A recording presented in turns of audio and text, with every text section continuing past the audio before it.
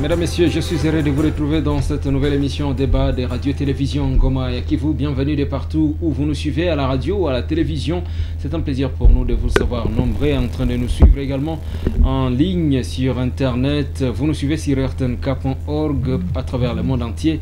Vous suivez cette émission également sur YouTube en direct, également sur Facebook en direct, en cliquant sur Radio-Télévision Ngoma et Kivu et ce débat qui passe donc en direct. Vous serez en train de réagir comme d'habitude, comme vous l'avez toujours fait. Vous qui êtes en dehors de la République démocratique du Congo, n'oubliez pas de composer les plus 243 992 11 30 86, donc les codes de la RDC. Piste 243 9 92 11 30 86. Et vous qui nous suivez ici en République démocratique du Congo, particulièrement dans l'est du pays, les numéros restent les mêmes, le 09 92 11 30 86. Je répète, 09 92 11 30 86. Je suis Mitima de la Chance, très heureux de vous retrouver dans cette nouvelle émission débat des radios-télévisions Ngoma et Kivu. Jean-Marie Chokano, il signe la présence comme d'habitude. Il est à la technique télévision. Liquid Lusombo est à la technique radio. Et vous, vous êtes en train de nous suivre partout où vous le pouvez, à la maison, dans vos boulots, également dans vos taxis. Vous êtes client ou chauffeur. Ça dépend de là où donc vous nous retrouvez, vous pouvez nous suivre donc également dans vos champs, vous qui travaillez les dimanches ou les lundis matins, parce que cette émission est présentée en direct tous les dimanches matins, rediffusée dimanche soir et lundi matin sur Radio-Télévision Ngoma et Kivu. Je m'en vais également vous saluer, vous qui nous suivez à travers nos RTNK dans les territoires, la RTNK Kaziba et la RTNK Chirano qui nous prend en relais pour bien sûr plus de couverture. Et c'est un plaisir pour nous de savoir donc que vous suivez Radio-Télévision Ngoma et Kivu. Un seul sujet pour aujourd'hui, c'est désordre minier observé dans la province du Sud Kivu. On en parle depuis quelques temps, depuis plusieurs temps d'ailleurs, et on continue à en parler. Ça défraie la chronique toute la semaine, que ce soit ici en province, mais également en République démocratique du Congo. Que faut-il comprendre de tout ce qui se passe?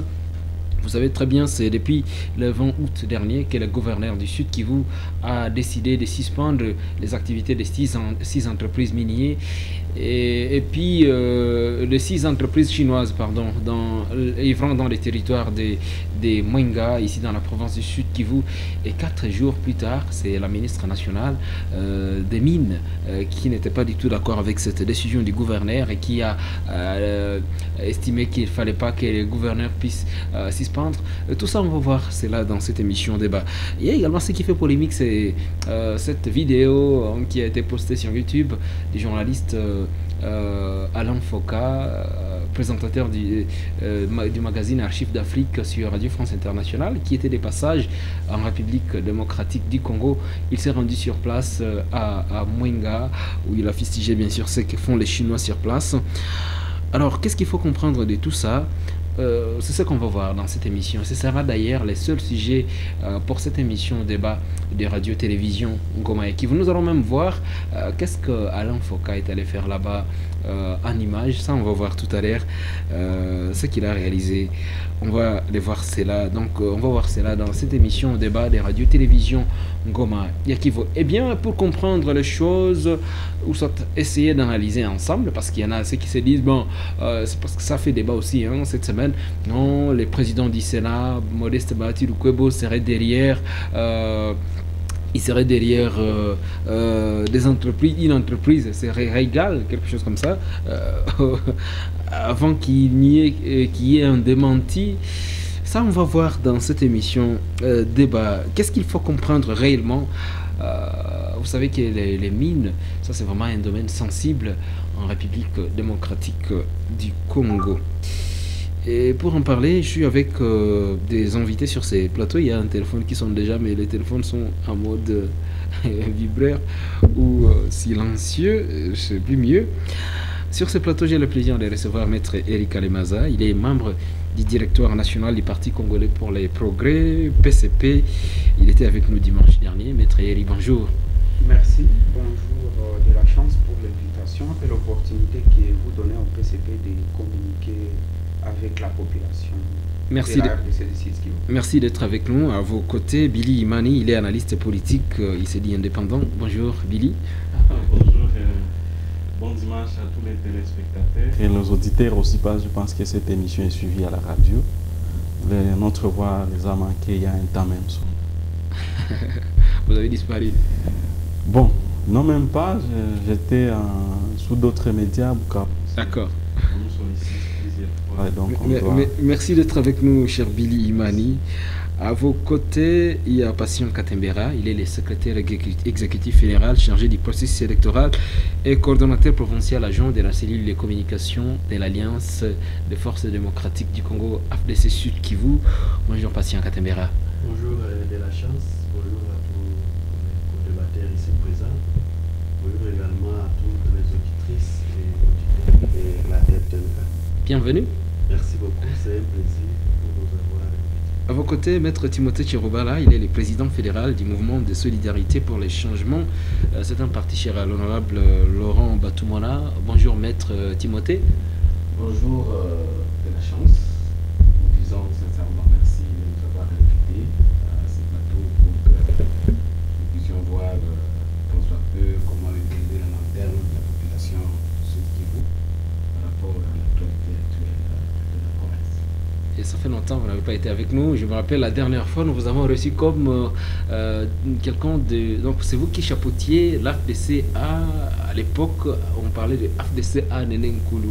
Aujourd'hui, vous avez changé les casquettes. C'est au MSC, donc le mouvement de solidarité pour les changements. Oui. Comme vous le dites, à l'époque, j'étais coordonnateur provincial de l'AFDC allié. Vous savez que la politique, le temps c'est que elle est évolutive. Elle nous propose beaucoup de méandres, de changements, ce qui a fait à ce qu'aujourd'hui, je me présente aujourd'hui ici comme président fédéral du MSC, le parti politique cher à l'honorable Laurent Batoumona. C'est tout à fait normal. Je suis très content de retrouver encore devant ce plateau pour parler de la politique. D'accord. Vous êtes donc avec nous sur ces plateaux de RTNK comme président fédéral du mouvement de solidarité. Vous n'avez pas voulu aller vous repentir comme certains l'ont fait, donc des brebis égarées qui se sont ramenées au bercail chez Lukwebo. En tout cas, merci beaucoup pour cette question et que je puisse éclairer un peu.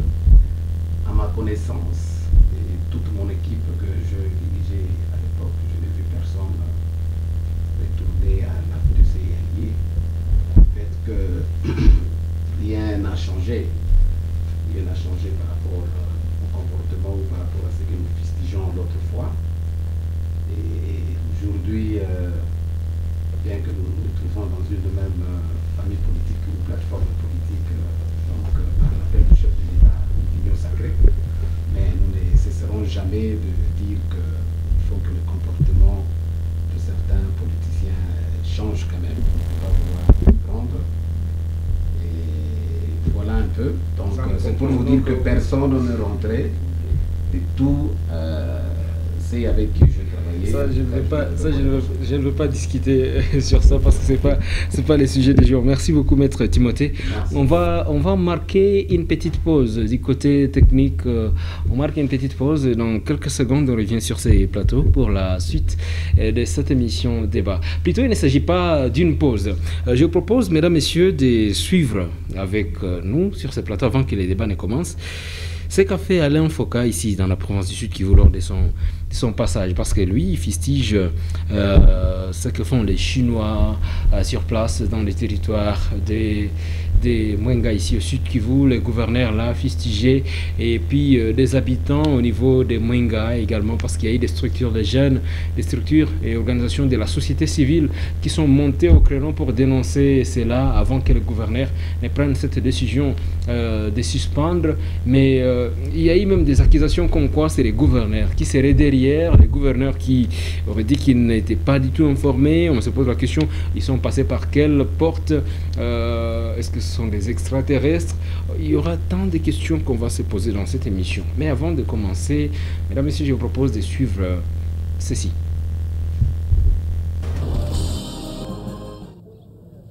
Il faut l'autorisation des Chinois. Ça veut dire que il existe un territoire chinois dans ce pays, la RDC. Un territoire chinois tout simplement parce que personne ne sait ce qu'on produit dans ces mines-là, personne ne sait les quantités de minerais que l'on sort dans ces mines-là. Personne ne sait ce qui se passe dans ces camps-là, dans ces mines-là. Ils déclarent ce qu'ils veulent, mais c'est classé en mine artisanale. Dans les statistiques des mines que l'on présente, personne ne peut dire ce qui sort des mines chinoises. Les compagnies occidentales qui ont acheté ici il y a quelques années, qui ont signé ici il y a quelques décennies, les ont toutes vendues à celui qui avait du liquide, les Chinois. Aujourd'hui, si vous voulez visiter une mine, vous demandez l'autorisation en territoire congolais. Comment peut-on parler d'indépendance? Est-ce que ça ne nous interpelle pas? Les Chinois ont leur propre milice pour exploiter. Il y a des mines qui sont exploitées. Le plus proche de nous ici, quand vous allez dans Kaouzi-Biega, les Chinois sont en train d'exploiter. Je ne sais pas, ils ont l'autorisation de qui, mais je peux vous dire aussi qu'ils sont maintenant en train de vendre de l'or sur le marché noir. Donc, c'est-à-dire, ils viennent de l'or exploité sur le territoire congolais. L'autorisation de qui, on ne sait pas, mais cet or est vendu sur le marché noir. Ça veut dire qu'ils ne paient pas de taxes, ils empochent leurs dollars et ils partent. C'est tout de même une autorité morale, une personnalité dont la probité ne fait pas débat, qui accepte tous les risques pour aider ses populations, ses compatriotes qui parlent. Le docteur Denis Mukwege, le prix Nobel de la paix, qui vit dans la douleur cette nouvelle colonisation. Malgré le message de dissuasion des firmes chinoises opérant à Kamituga, nous avons décidé malgré tout de nous y rendre pour toucher la réalité du doigt. Après 30 minutes de vol, nous atterrissons sur la petite piste de brousse de Kitutu. Une piste improvisée sur de l'herbe avec des bousses de vache comme vous pouvez le voir. Une arrivée mouvementée. Mais nous ne sommes pas au bout de nos surprises, non. Les Chinois ont cassé le pont qui mène à la mine, oui. Première surprise. Donc, pas moyen d'accéder à leur site. En plus, ces soldats qui sont venus nous attendre et qui travaillent pour eux n'ont aucun moyen de déplacement. Ils ne sont pas vraiment venus pour nous escorter. Seconde surprise. Oui. On est en train d'assister à quelque chose d'extraordinaire. Quelque chose de surréaliste. Quand on dit qu'on est indépendant, on doit quelquefois s'interroger si c'est vrai. Nous sommes à Kamituga. On est venu pour voir la mine. La mine est à moins de 30 km d'ici. Mine non autorisée, exploitée par des Chinois. Personne ne peut mettre un nom sur la société chinoise. Par politesse, le ministre des Mines provinciales a appelé les Chinois pour leur dire « on vient chez vous aujourd'hui ». Vous savez ce qu'ils ont fait? Ils ont fermé les portes, ils sont partis. Ici, c'est le trafic d'autre chose, sauf que c'est plus soft. À vous, jeunes, de ne pas laisser faire. Ne vous laissez pas faire. Nous nous sommes laissés faire. Vous ne devez pas accepter ça. C'est inacceptable, tout simplement. Aux autorités congolaises de prendre aussi leurs responsabilités.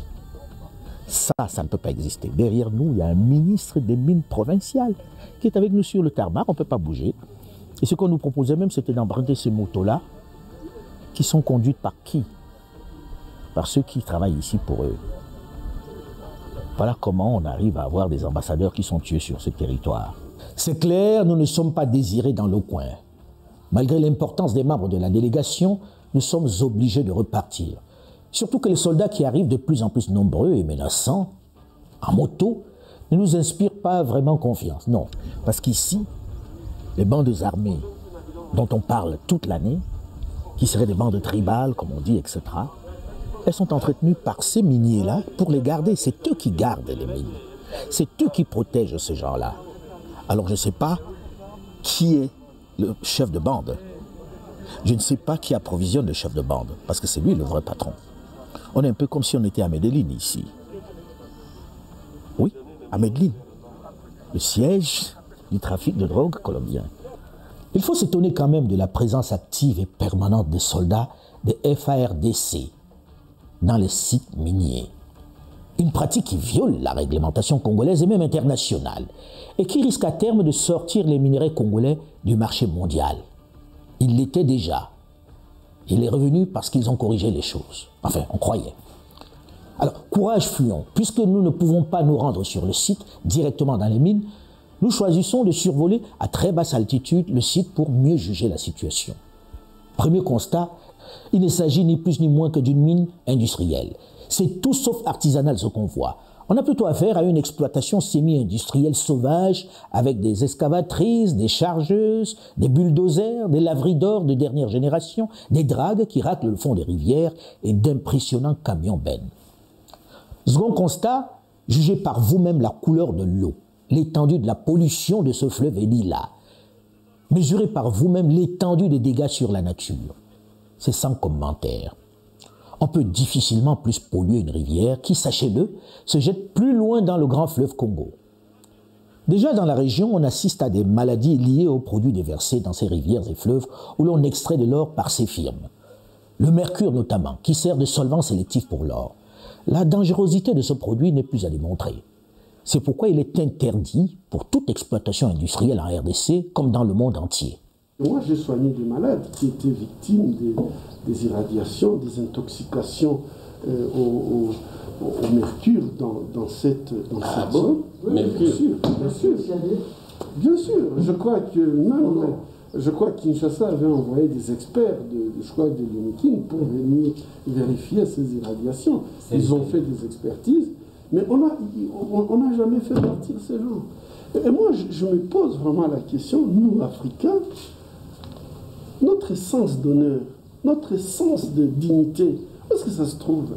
En réalité, depuis maintenant 2 ans, les firmes étrangères, notamment chinoises, installent en masse des entreprises minières dans la région du Sud Kivu et d'ailleurs dans l'ensemble des régions minières du Congo.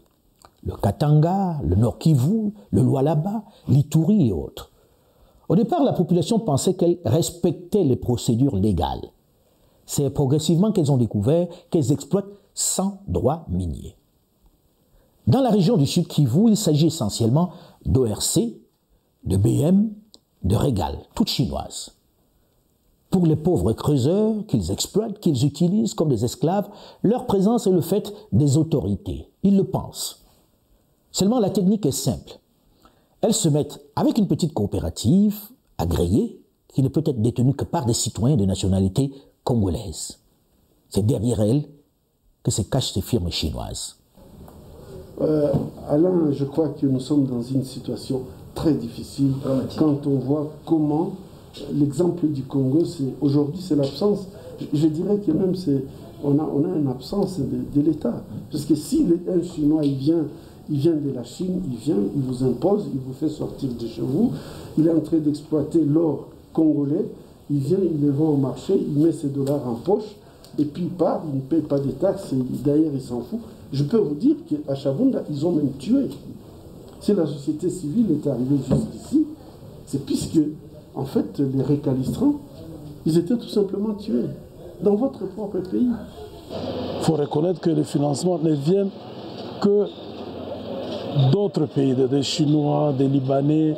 Et à ce moment-là, celui qui apporte l'argent arrive parfois à poser des conditions qui vont à l'encontre de ce que nous attendons. En réalité, dans la région du Sud Kivu, ces entreprises étrangères, notamment chinoises, qui polluent et qui dans le même temps n'ont aucune existence légale, n'ont peur de rien. Elles disposent de leur propre milice, de l'armée qui les protège. Elles opèrent au grand jour et en toute impunité. Et figurez-vous qu'elles ne déclarent aucune production zéro, aucune statistique. Par exemple, quand vous prenez Kamituga, Kitutu, Mwenga, où il y en a tellement plein qui sont dans le secteur aurifère, mais comment expliquer que la province exporte 25 kilos? Finalement, ces gens, ils sont là pourquoi? À qui profite finalement l'or qu'ils extraient? Parce qu'ils ne me diront pas qu'ils peuvent amener tous ces... On sait voir passer des nivelaises, des excavateurs, tout ce qui a comme équipement qui devrait constituer, n'est-ce pas, une mécanisation des mines, et qu'en fait, après un moment, qu'ils ne produisent rien. Finalement, Ils viennent pour la charité ou quoi? Il faut dire que même si on ferme les yeux et les oreilles sur leur production, on sait plus ou moins quelle était la production de ces sites miniers avant eux. Surtout que beaucoup ont été récupérés des mains des proches de l'ex-président Joseph Kabila. On estimait leur production à 5 kilos d'or par jour, ce qui fait des centaines de millions de dollars que l'État congolais perd. On est au plus de 600 à 1000 kilos qui devraient être dans le circuit. Et là, nous parlons le mois, ce qui nous ramène finalement à plus de 15 tonnes là.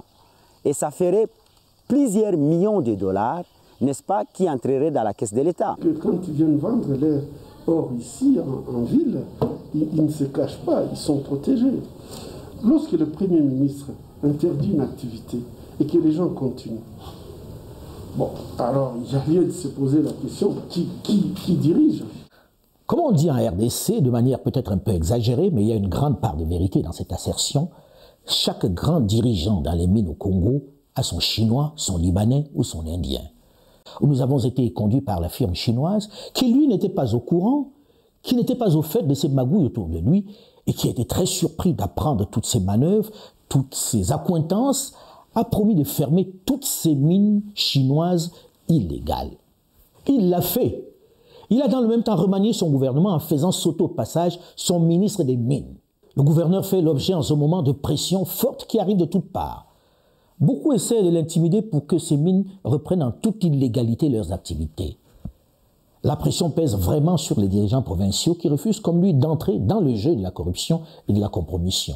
Et quand ils se retrouvent ici, malins qu'ils sont, parfois ils tissent des relations avec certaines personnes qui sont à Kinshasa. Et quand vous faites une pression sur eux, et vous recevez un coup de fil. Bon, on est un peu habitué, mais on sait que ça va passer tout ça.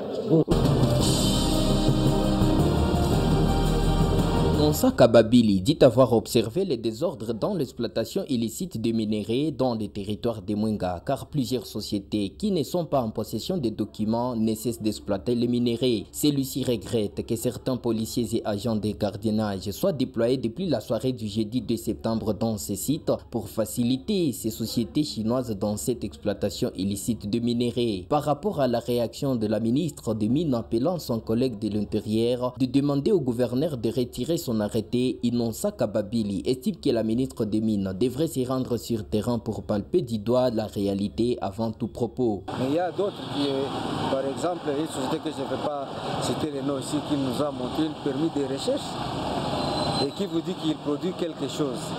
Quelqu'un qui n'a pas de permis d'exploitation, mais qui est en train d'exploiter. Et puis on va nous dire que ce n'est pas vraiment illicite.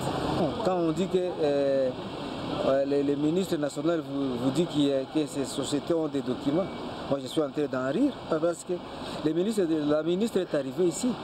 Elle s'est arrêtée à Bukavu. Est-ce qu'elle n'a pas eu même l'audace de descendre vers les sites où ces Chinois exploitent? Moi, je me dis, si elle pouvait arriver là-bas, je me dis qu'elle ne pouvait pas adresser cette correspondance à son collègue de l'Intérieur.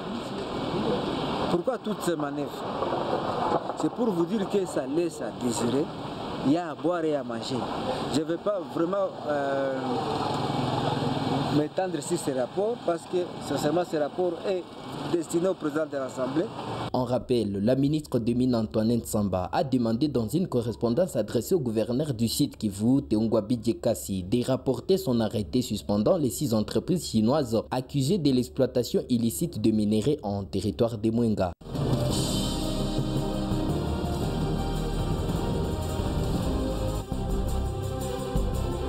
La suite de ce débat sur Radio-Télévision Ngoma ya Kivu, qu'est-ce qu'il faut comprendre de tout ceci? Vous êtes avec nous, je vais commencer par vous Eric Kalemaza. Maître Eric Kalemaza, vous avez suivi Alain Focas, journaliste, producteur du magazine Archives d'Afrique de Radio France Internationale, qui était de passage ici dans la province du Sud Kivu et qui déplore toute cette situation, ces désordres dans le secteur minier.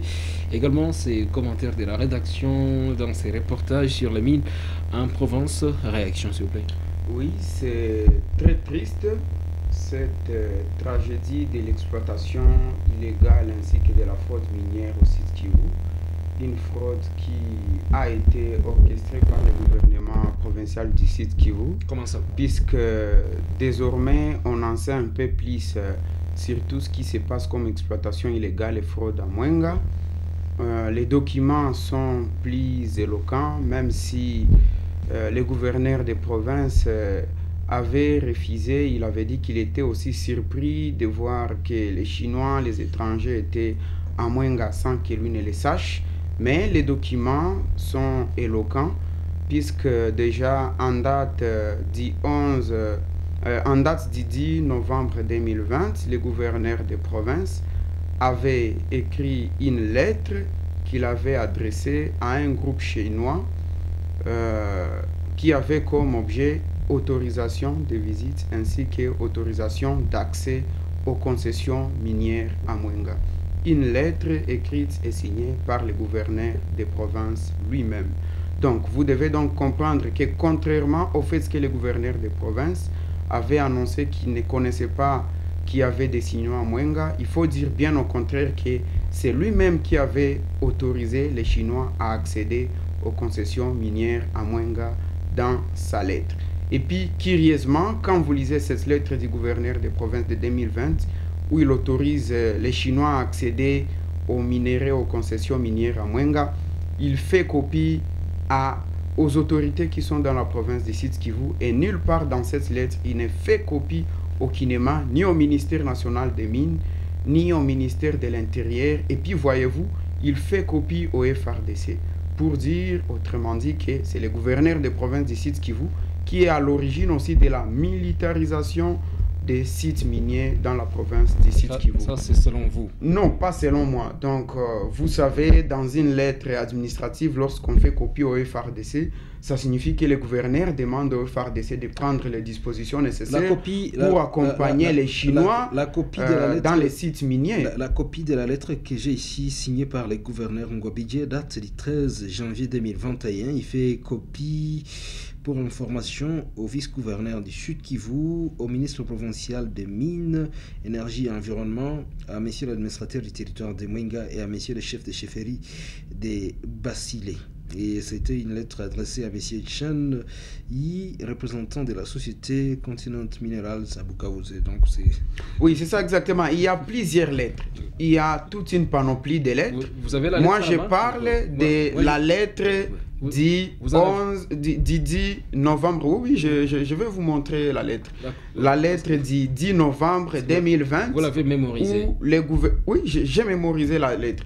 Où le gouverneur donne une autorisation d'accès au groupe chinois aux concessions minières à Mwenga. Mais dans tout ça, qu'est-ce qui gêne?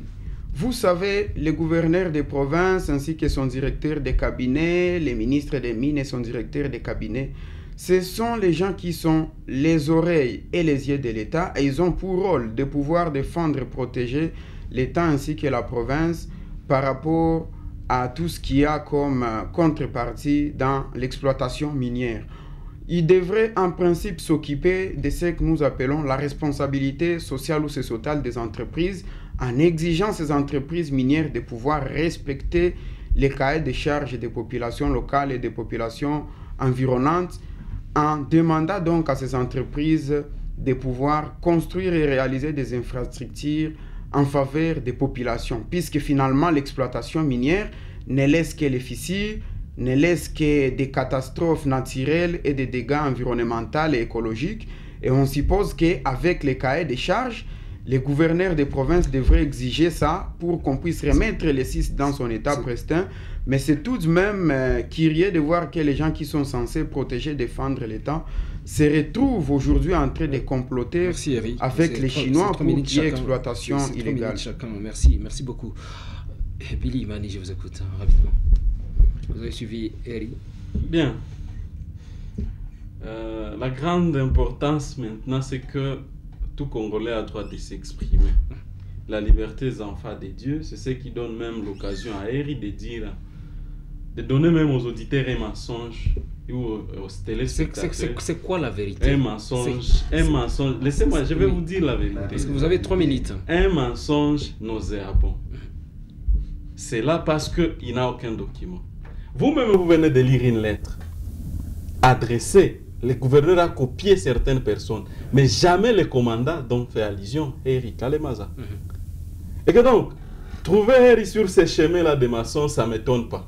Parce qu'il vous dit qu'il a la lettre, mais la lettre qui n'exhibe pas. Je vais vous dire que la question de Mwenga, ce n'est pas la question d'aujourd'hui. Le député national à l'époque, Kizito Mushizi, avait adressé une question écrite au ministre à l'époque des Mines, je crois que ça doit être Martin Kaboulou. C'était à 2015. Vous vous rappellerez qu'avec le régime passé de Joseph Kabila, Kabila lui-même avait décidé de mettre fin, de suspendre d'abord l'exploitation minière dans certaines provinces, notamment les sites Kivu. Ça signifie que ce à quoi nous assistons aujourd'hui, c'est une réalité qui date de longtemps. Deuxième chose, parce qu'on fait allusion à la lettre de la ministre nationale de Mines, il faut d'abord dire que la ministre elle-même s'est fondée sur une disposition qui n'a pas raison d'être. L'article 10... On n'est pas encore sur cette lettre. Ou bien, si vous voulez qu'on en parle, d'accord? Oui, je disais, l'article 10 de la loi dite... de la loi minière, ok, aujourd'hui code minier, si on peut dire ainsi. Cet article dit que l'on ne peut pas ravir à ces entreprises leur permis d'exploitation. Alors que le gouverneur n'avait pas ravi réellement, et même pas réellement, mais il n'avait pas ravi. Il a suspendu. C'est comme une boutique qui ne paye pas les impôts. On vient, on scelle. Est-ce qu'on a ravi la RCSM? Non. Tous les documents restent. Lorsque la boutique va payer l'impôt, on va rouvrir la boutique. Mais c'est le cas encore aujourd'hui, où on suspend ses activités. Si on met en marge maintenant ce qui est exigé par l'État, ça signifie que l'on peut lever la suspension. Et donc la ministre elle-même est allée à côté. Vu ce qui se passe à Mwenga, est-ce qu'il y avait raison pour la ministre de prendre une telle décision? Qu'est-ce que le gouverneur pouvait encore faire si pas suspendre d'abord les activités de ces miniers, enfin de voir comment est-ce que la population peut être soulagée, comment est-ce que la population peut avoir ce qu'elle demande. Je crois qu'un grand responsable, c'est une décision que devrait prendre le gouverneur, jusqu'à ce niveau ici. Et que donc, les autres qui pensent que le gouverneur avait accordé, comme l'avait bien dit Heri, que le gouverneur avait accordé le droit d'accéder à ces sites miniers aux Chinois, est-ce que le gouverneur a accordé un permis d'exploitation à ces Chinois? Est-ce que c'est la compétence du gouverneur de donner un permis d'exploitation à ces Chinois? Je dis non. Prenons, il a parlé du ministre de cabinet, du directeur de cabinet du ministre de Mines au niveau provincial. Est-ce que vous pouvez y revenir plus tard parce que vous avez épuisé les 3 minutes. Bon, ça va. Okay. Je vous écoute, Maître Timothée, rapidement.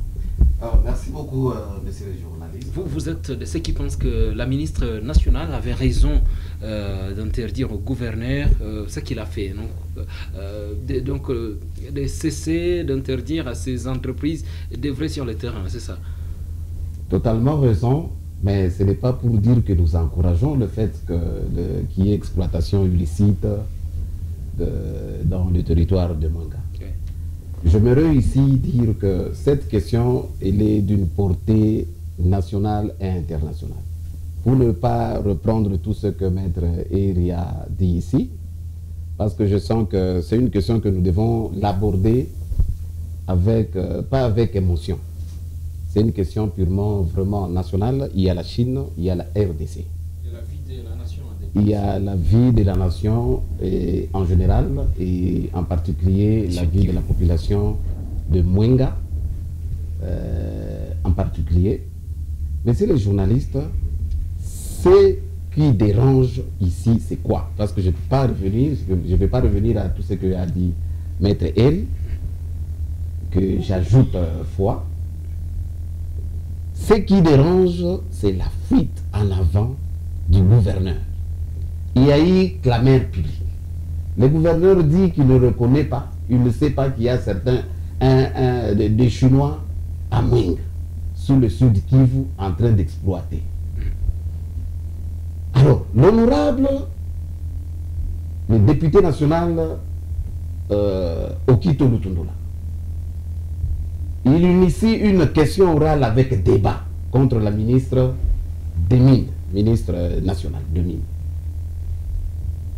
Et après avoir déposé cette question orale avec débat à l'Assemblée nationale, c'est alors que les gouverneurs trouvent que non, il a fallu suspendre les activités des sociétés minières chinoises et les coopératives. Mais c'est les journalistes. Qu'est-ce qu'on peut suspendre? Est-ce qu'on peut suspendre quelque chose qui n'existe pas? Nous disons non.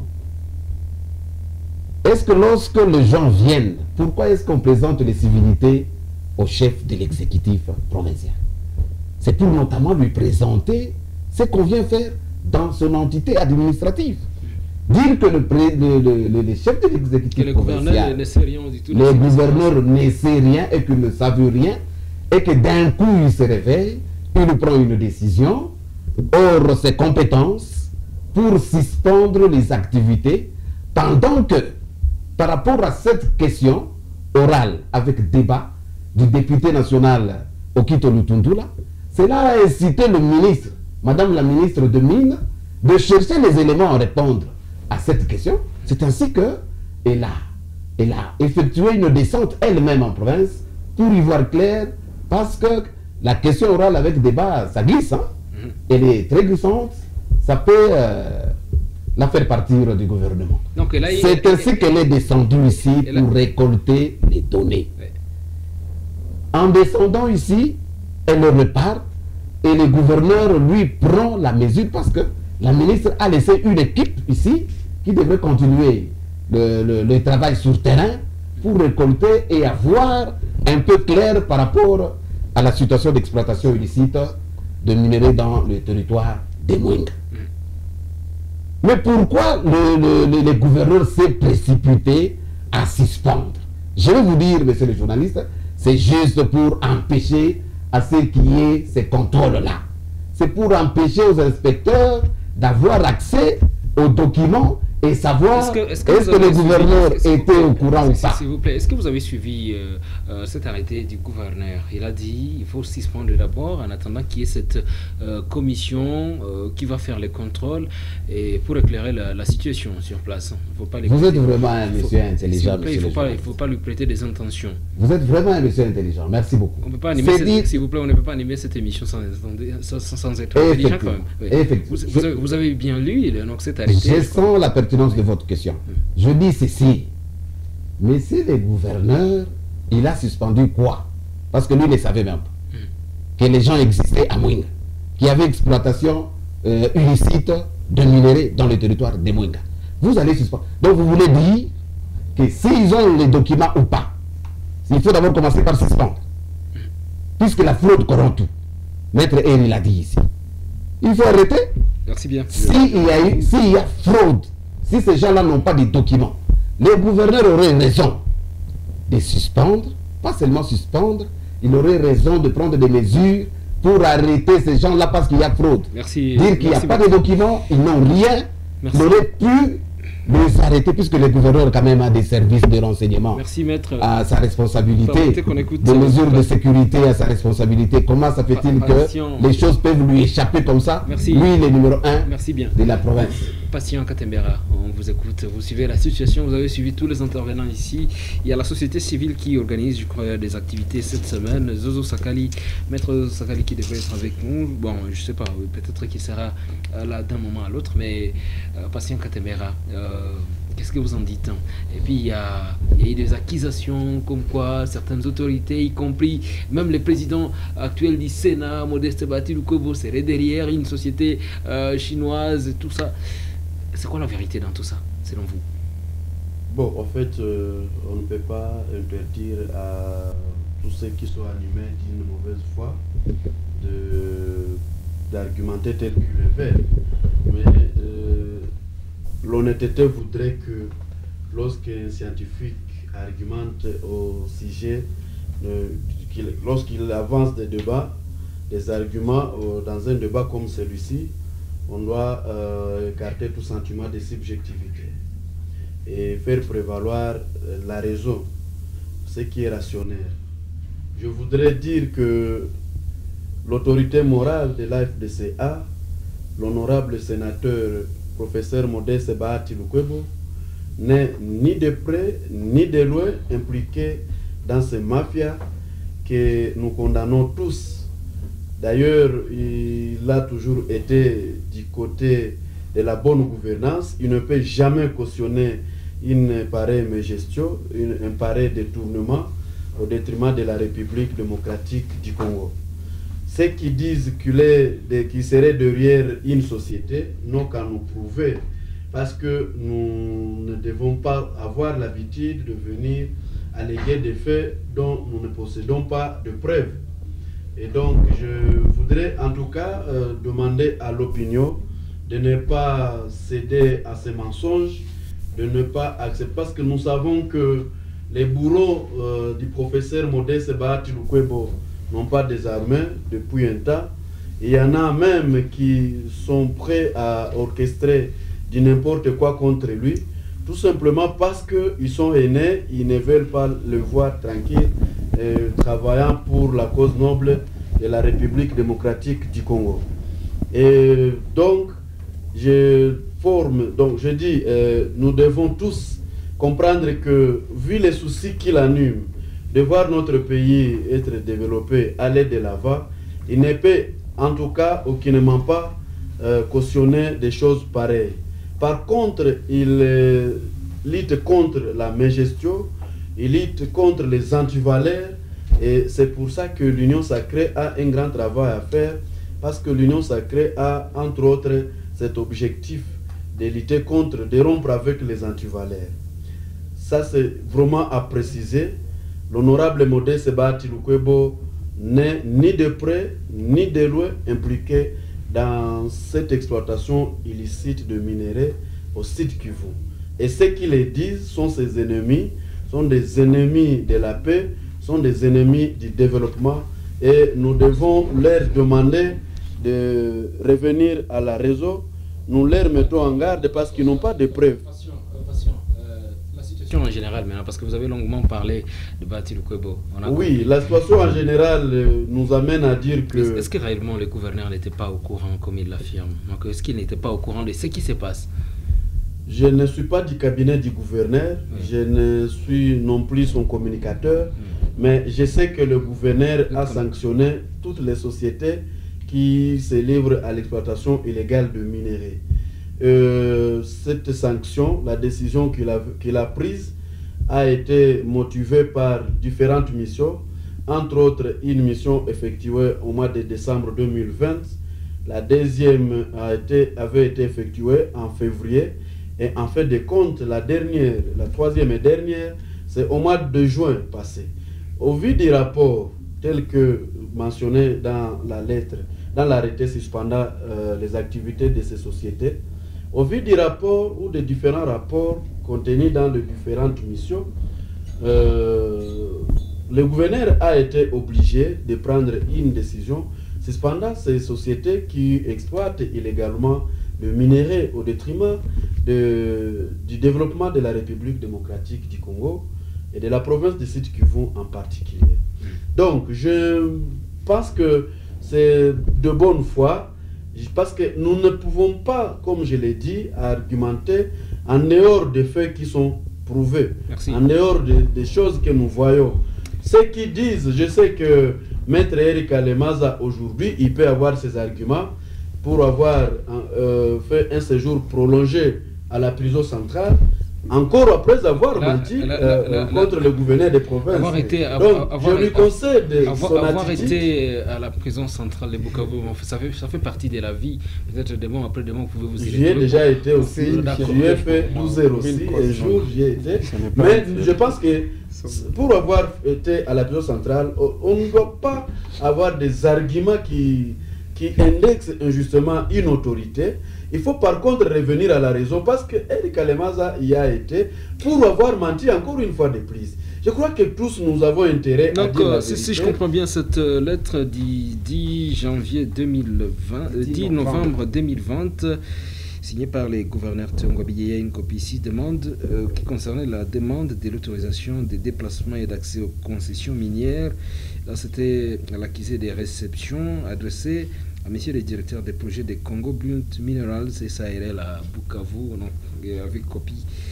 Transmis copie à monsieur le vice-gouverneur du Sud Kivu, à monsieur le secrétaire exécutif gouvernement provincial du Sud Kivu, à monsieur le ministre provincial des Mines, Énergie et Environnement du Sud Kivu, à monsieur le directeur provincial de l'Agence nationale de renseignement, tous à Bukavu, à monsieur l'administrateur du territoire de Chabunda à Chabunda, à Sa Majesté le Mwami chef de chefferie de Wakabango Premier, à messieurs les commandants des FRDC, à messieurs les commandants de la police des mines et hydrocarbures, à messieurs les responsables de la société civile, tous à Kitindi.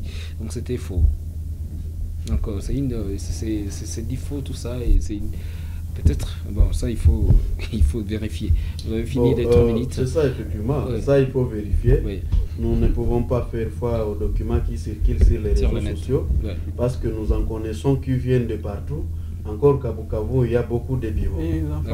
Beaucoup de faux bureaux qui produisent des documents à taille à contre-état. Je pense que ceux qui font circuler ces documents, il n'y a que eux qui savent l'origine. Merci, Passion. Vous avez demandé la parole avant que je ne reçoive sur ce plateau la société civile Billy Imani. Bien, merci. Même dans la hiérarchisation des personnes copiées, vous trouverez qu'il y a quelque chose qui ne marche pas.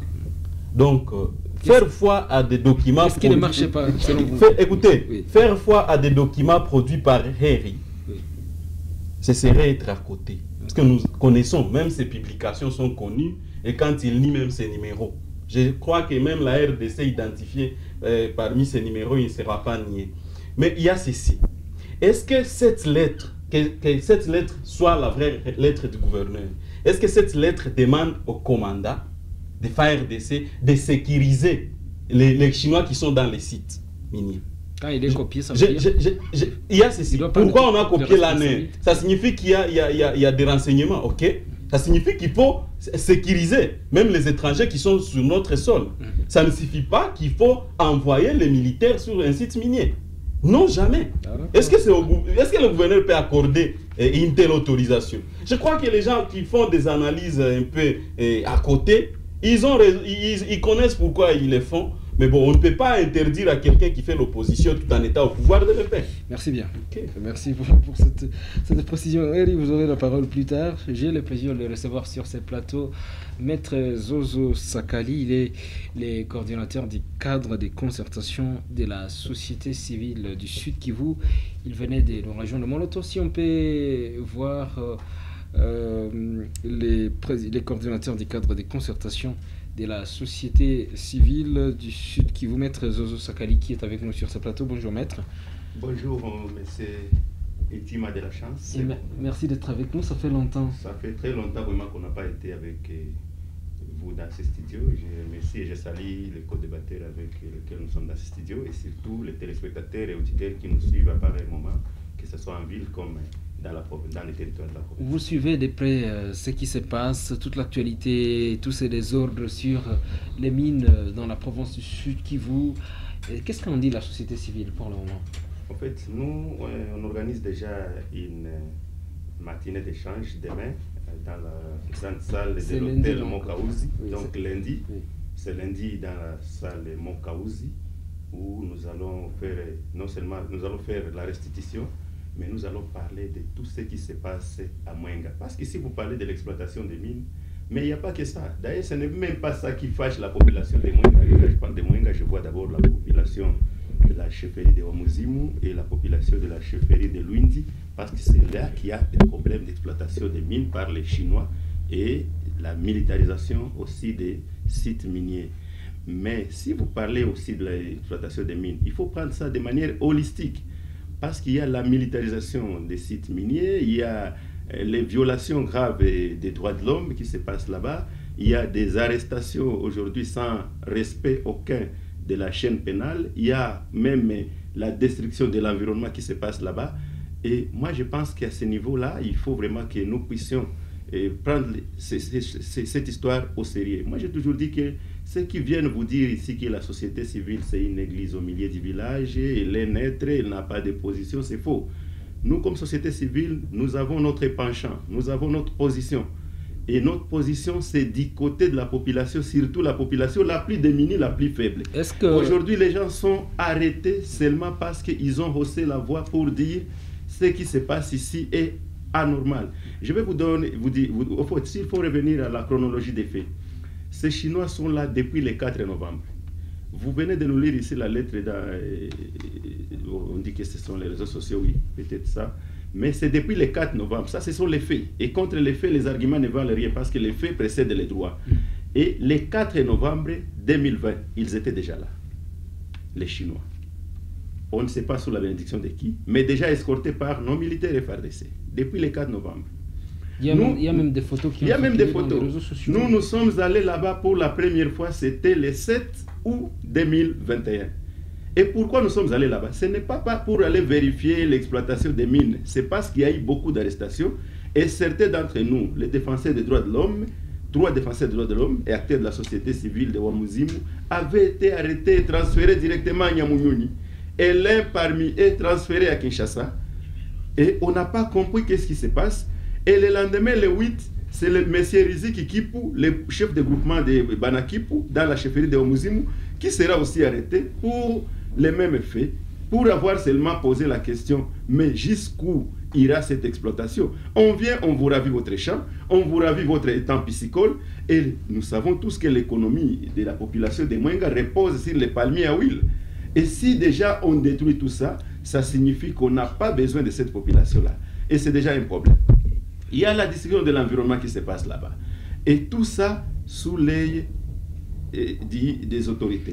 Si déjà le maire de la ville adjoint, M. Ngandou, est-ce que vous savez qu'il a été arrêté aussi pendant 24 heures? Si déjà le maire de la ville est arrêté, de Kamituga, c'est déjà...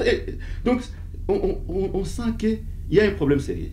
Qu'adviendra-t-il aux pauvres populations qui nous sommes, nous, les citoyens lambda, les bâtiments? Alors, vous êtes de la société civile. Est-ce que la société civile, vous collaborez avec les autorités au niveau provincial?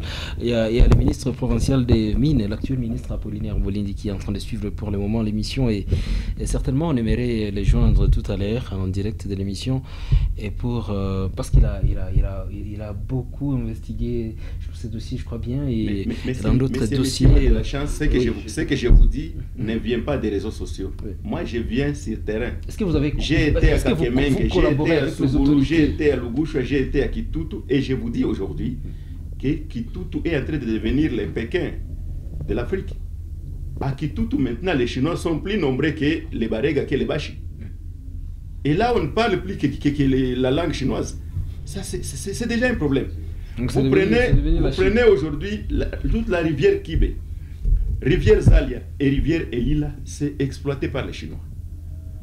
Quittez là-bas, vous allez même dans des champs. On ravit des champs parce que tout simplement... Et d'ailleurs, nous sommes en train de parler au fait de la responsabilité des uns et des autres, des gouverneurs. On parle ici des bâtis, nous, à ce niveau-là, ce n'est pas ce qui intéresse. Ce qui intéresse, c'est le respect strict de nos lois. Et quand je parle de la loi ici, il s'agit du nouveau code minier tel que révisé en 2018. Parce que le code minier de 2002 était révisé pour la dernière fois en 2018. Et s'il faut revenir à ce code minier, avant toute exploitation, il faut d'abord la présence d'un document appelé donc document qui déclare si le site est une zone d'exploitation artisanale. Si le site est une zone d'exploitation industrielle, là on va parler des grandes mines. Ça c'est la loi qui le dit, ce n'est pas Zozo qui le dit, ce n'est pas Eri, ce n'est pas mon frère Billy. Je vais revenir à vous plus tard. En fait, et lorsqu'il n'y a pas ces documents, je vous informe que dans le territoire de Mwenga, dans toutes les chefferies du territoire de Mwenga, il n'y a aucune zone d'exploitation artisanale déclarée. Merci bien. Et avec numéro, Apollinaire Bolindi nous suit, il est ministre. Et il connaît très bien le secteur parce qu'il est aussi géologue. Il n'y a pas une zone. Mais dès lors qu'il n'y a pas une zone déclarée, même la présence d'une seule coopérative, c'est l'illégalité, c'est l'irrégularité totale. Merci. Mais c'est encore un péché lorsque une coopérative sous-traite une industrie. Au fait, c'est illégal, ça ne peut pas se faire. On parle des coopératives qui ont donné une partie de leurs droits aux sociétés chinoises. C'est plutôt les sociétés qui peuvent céder une partie de leurs droits aux coopératives. C'est la loi, ce n'est pas Zozo. Mais dès lors que ce sont les coopératives maintenant qui recrutent les étrangers dans une zone d'exploitation artisanale et qui viennent avec des machines, ça signifie qu'il y a... C'est du n'importe quoi. Et ça, c'est depuis novembre. Et selon vous, la société civile, qui est derrière? Et ça, c'est depuis novembre. Qui est derrière? En fait, ça, c'est... Je vais vous dire une chose. Je vous invite d'abord demain dans la salle Mokaouzi à 11h. C'est lundi à 11h. C'est lundi déjà. L'émission sera aussi en rediffusion. C'est lundi. C'est lundi à 11h. Nous vous invitons à Mokaouzi. Oui. Venez parce que nous avons tous les documents, nous avons toutes les photos, toutes les images. Je vais vous informer que parmi ces coopératives-là, ce sont les politiciens. Ici, à Nyamoma et les politiciens à Kinshasa. Ils n'ont pas de nom? Non, ce n'est pas encore le moment de décider. Mais venez demain, vous aurez tous les noms. Est-ce que vous allez révéler les noms ce lundi? Pourquoi pas? Au fait, ce qui se passe là-bas, il y a des coopératives, ce ne sont pas des enfants des fils de Mwenga qui ont créé des coopératives. Alors bonjour, présentez-vous, intervenez. Oui, c'est Pauline qui appelle depuis Ngouba. C'est M. Je suis en train de vous suivre. Ministre provincial des Je voudrais commencer par le problème de Modèle Sebahati Lukwebo. Vous savez, nous les Sud-Kivusiens, il y a déjà la haine qui règne ici, c'est pas possible. Il y a des gens qui veulent voir Modèle Sebahati Lukwebo partout et qui sont décidés à les détruire. En tout cas, ça c'est à déplorer. Comme nous sommes les Sud-Kivusiens, nous voulons construire notre province. Il faudrait que ces gens-là, d'un certain parti que je ne vais pas dire ici, puissent cesser leur démarche. La deuxième chose, c'est le gouverneur de province. Le gouverneur de province est le représentant du chef de l'État. En sa qualité, quand il voit quelque chose qui peut compromettre la paix, il doit agir. C'est ainsi qu'il a fait la lettre pour suspendre. Mais en ce qui concerne les exploitations proprement dites, vous savez que le code minier, le nouveau code minier, tout vient parce qu'il y a un désordre au Congo dans le domaine minier. Il n'y a aucun jugement au Congo dont on connaît les réserves. Parce que le code prévoit que pour un grand jugement, il faut une exploitation industrielle. Et pour un jugement moyen, il faut une exploitation semi-industrielle. Tandis que pour un petit jugement qui ne peut pas être rentable, il faut une exploitation artisanale. Maintenant, les géologues sont en train de sommer. On ne veut pas que les géologues fassent du travail pour nous donner les réserves. C'est ainsi qu'il existe même des chevauchements où vous avez un grand jugement, mais comme on ne connaît pas les réserves, on les met exploitation artisanale. Même en vendant les jugements au Congo aux étrangers, comme on ne connaît pas les valeurs des jugements, on sous-estime le prix du jugement. Pour y revenir à ce qui se passe à Mwenga. À Mwenga, il y a des étrangers. La lettre du gouverneur qui suspend, la lettre du ministre national qui s'y oppose, je ne sais pas. En principe, selon le code, le gouverneur ne délivre aucun document. Si le ministre national s'est opposé à la lettre du gouverneur, ça signifie que lui a délivré les documents. Mais comme moi, je n'ai pas encore été à Mwenga, je vais convoquer toutes ces coopératives pour que chaque coopérative présente les documents. Aussi, le ministre national ne peut pas s'opposer s'il n'a pas donné un document, que ce soit les permis de recherche, le PR, que ce soit les permis d'exploitation, que ce soit l'arrêté pour une zone d'exploitation artisanale. C'est Kinshasa qui doit donner selon le code minier. Monsieur le ministre... En ce qui concerne les coopératives, je termine. En ce qui concerne les coopératives, qui a amené les Chinois à Mwenga? Parce qu'une coopérative, par définition, ce sont les fils du territoire, les créateurs qui se regroupent pour faire une coopérative. Et une coopérative a besoin d'appui, mais une coopérative ne peut pas amener les étrangers à l'intérieur du pays.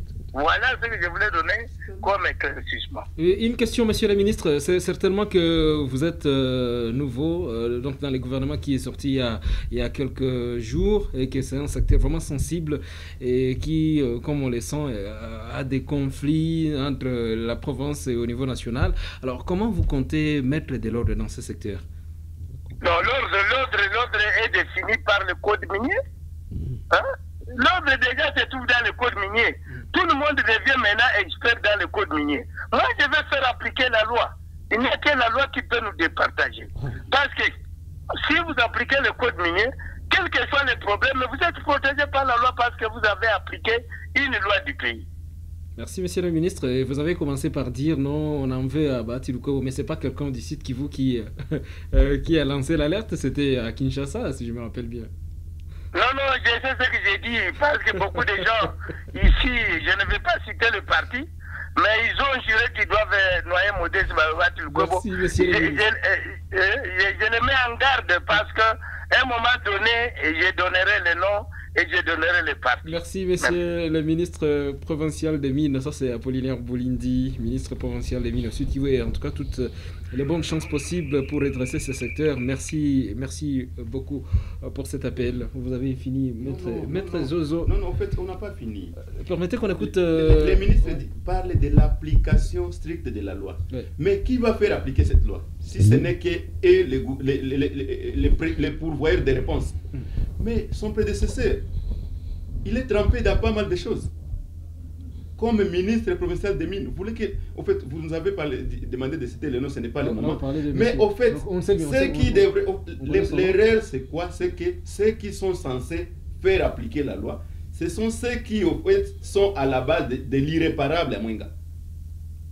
C'est ce que moi j'ai dit et je l'ai dit avec vraiment sans peur d'être contredit. Et même Apollinaire Bolindi, il sait très bien, son excellence Apollinaire Bolindi, sait très bien ce qui se passe réellement à Mwenga. Merci. On parle ici, je m'excuse, je termine pour dire, on dit que ce sont des coopératives tenues par les fils de Mwenga, les creuseurs qui se sont regroupés, c'est faux. Faux et archi faux, et demain nous allons prouver noir sur blanc parce que nous serons même avec la société civile de Wamuzimu, nous serons avec la société civile de la chefferie de Lundi. Merci, maître. Donc ils seront là et on va vous prouver noir sur blanc. Est-ce que vous pouvez avoir une coopérative de Mwenga qui n'est pas connue par l'entité territoriale centralisée Wamuzimu, l'entité Lundi? Non. Merci. C'est faux. Merci, maître Zozo. Ils ont des bureaux ici à la Botte. À vous la parole maintenant, maître Eric Alebaza, rapidement, s'il vous plaît. Vous avez suivi les ministres provinciaux des Mines au Sud Kivu, M. Apollinaire Bolindi qui nous a appelé tout à l'heure. Et là, il croit que si la ministre nationale veut mettre de l'ordre dedans, s'il interdit que les gouverneurs ne puissent arrêter ce qui se passe de ce côté-là, c'est-à-dire, il y est pour quelque chose concernant les autorisations. Non, il s'agit d'une diversion que vient de faire le ministre provincial des Mines, qui nous devons les rappeler, c'est aussi un ancien ministre des Mines, Sounia Mugabo. Il n'est pas propre, il n'est pas sain dans ce domaine. Donc, c'est regrettable qu'il paie... Un ministre provincial des Mines appelle, il plonge directement dans le militantisme en protégeant Lukwebo, il n'y a pas d'estimé sans fait. Qu'est-ce qu'il allait se faire? Le malheur, c'est qu'il se plaint au même titre que nous les citoyens, alors qu'en appelant lui comme ministre, il devrait rester technique, mais il plonge dans le militantisme et il se plaint comme tout le monde. Vous savez, le problème c'est celui-ci. Il y a eu une clameur publique qui a exploitation illégale et la présence des étrangers qui torture et qui amène une traite négrière à Mwenga.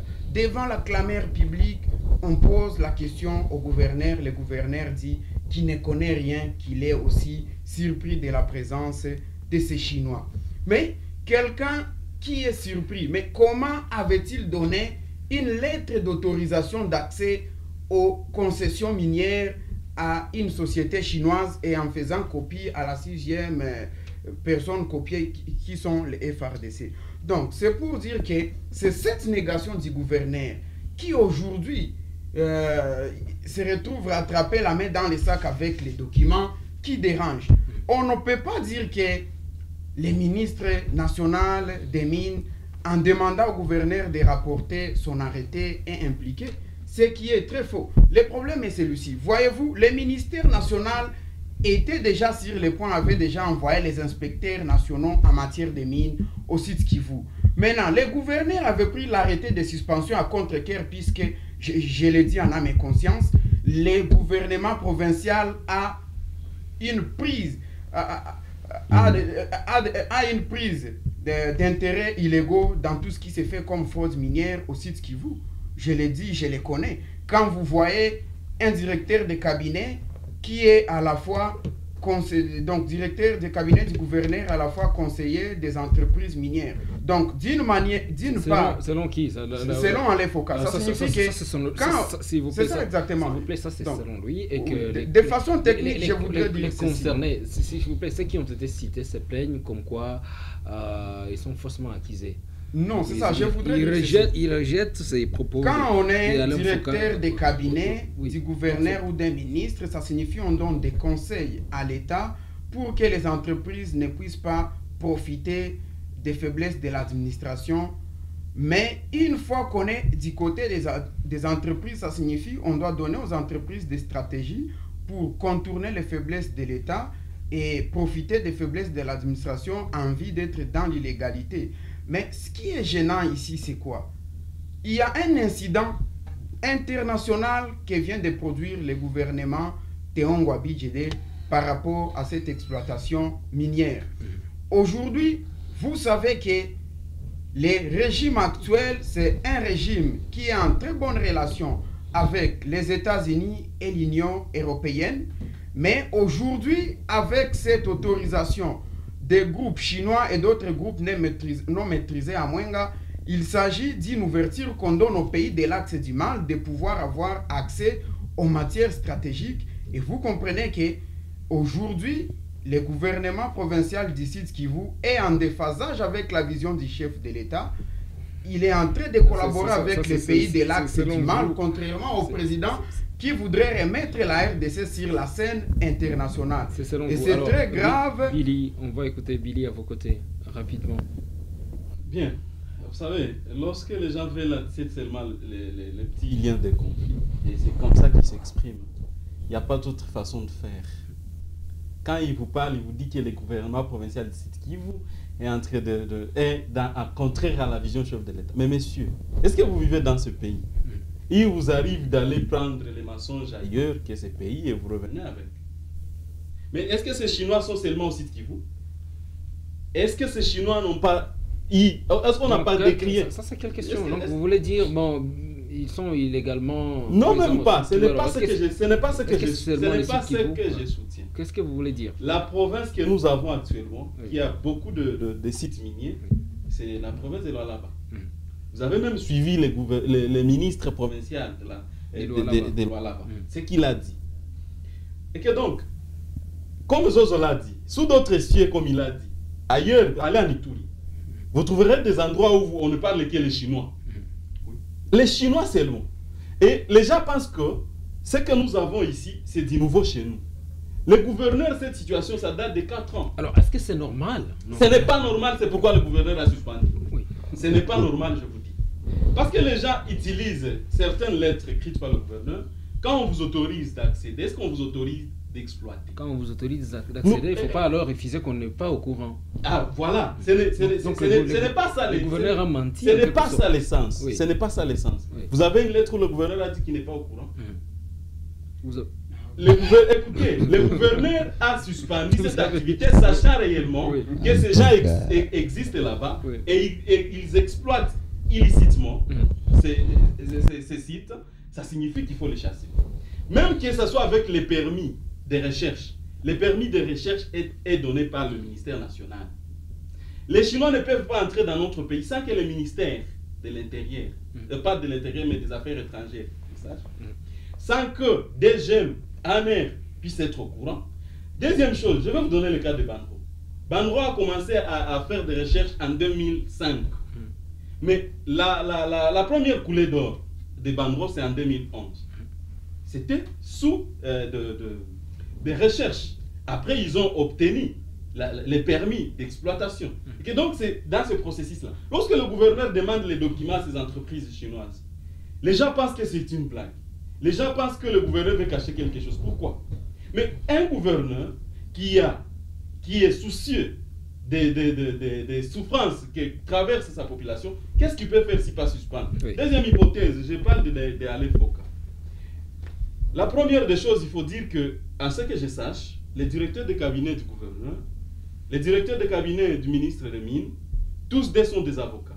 Peut-être qu'ils ont des cabinets, à part la fonction qu'ils exercent là-bas, ils ont d'abord des cabinets. Leurs cabinets peuvent facilement, parce qu'ils peuvent en avoir deux, gagner le marché devant les Chinois. Mais écoutez, Tel n'est pas le cas actuellement. Si vous allez avec les directeurs de cabinet du ministre, vous trouverez qu'il n'a aucun contrat. Ça, ce sont des recherches que nous menons. Il n'a aucun contrat avec une entreprise chinoise. Et si vous demandez à l'Infoca de vous produire un document, où le directeur de cabinet a un tel contrat, l'Infoca n'est pas en mesure de vous produire un tel document. Deuxième chose, parce qu'on parle toujours, quand on voit les gouverneurs, on fait allusion à son parti politique et on fait allusion aussi directement au président du Sénat. Et c'est comme ça que les gens à Bukavu se donnent le courage de jeter, de jeter qu'est-ce qu'il faut appeler, les ponts de bananes aux autres.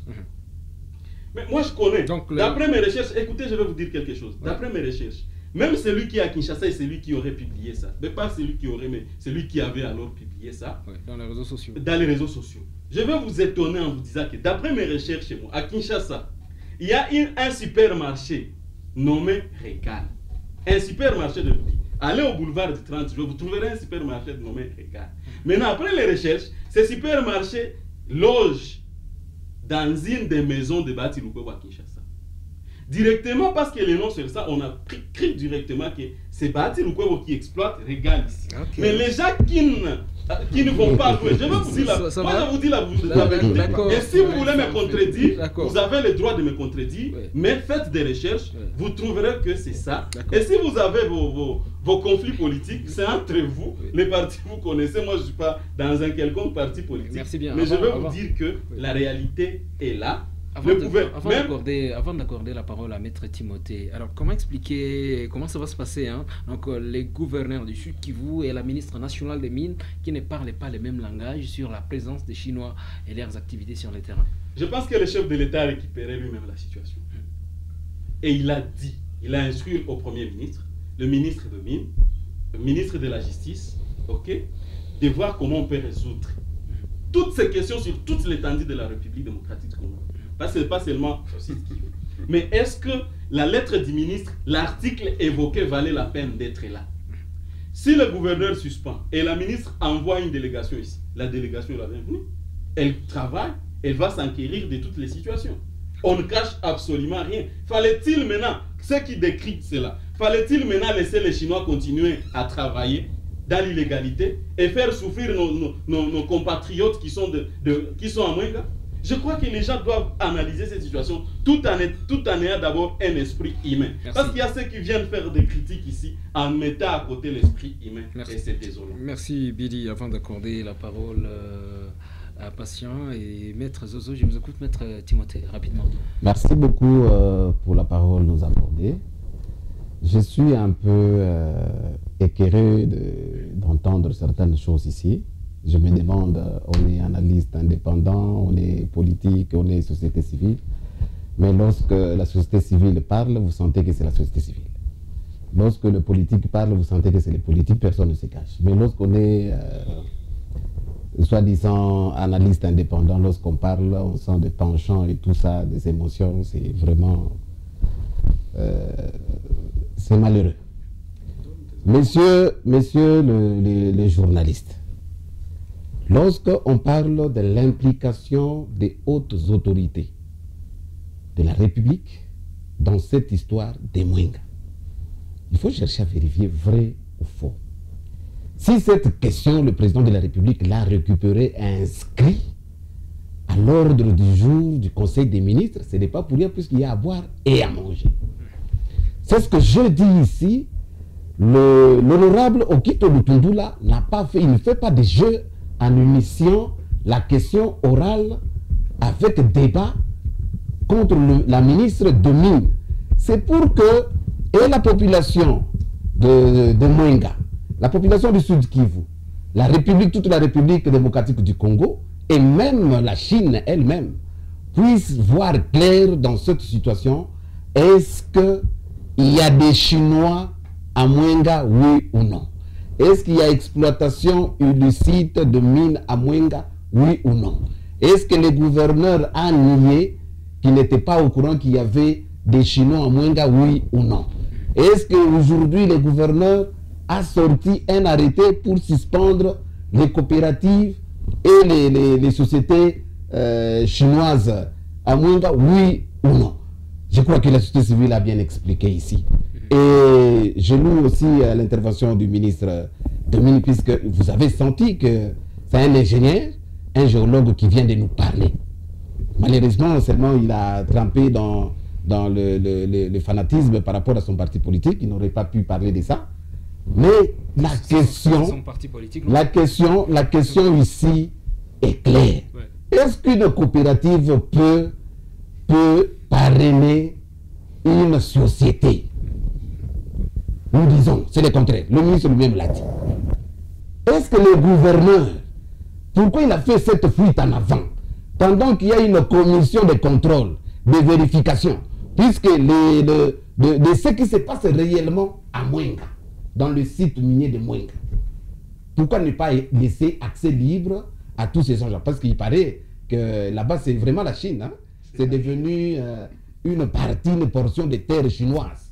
Puisqu'on ne sait pas avoir l'accès, même les autorités, même les députés provinciaux, malheureusement, ils n'ont pas eu accès. Et le gouverneur vous dit, en tout cas, il ne sait pas s'il y a des Chinois ou pas.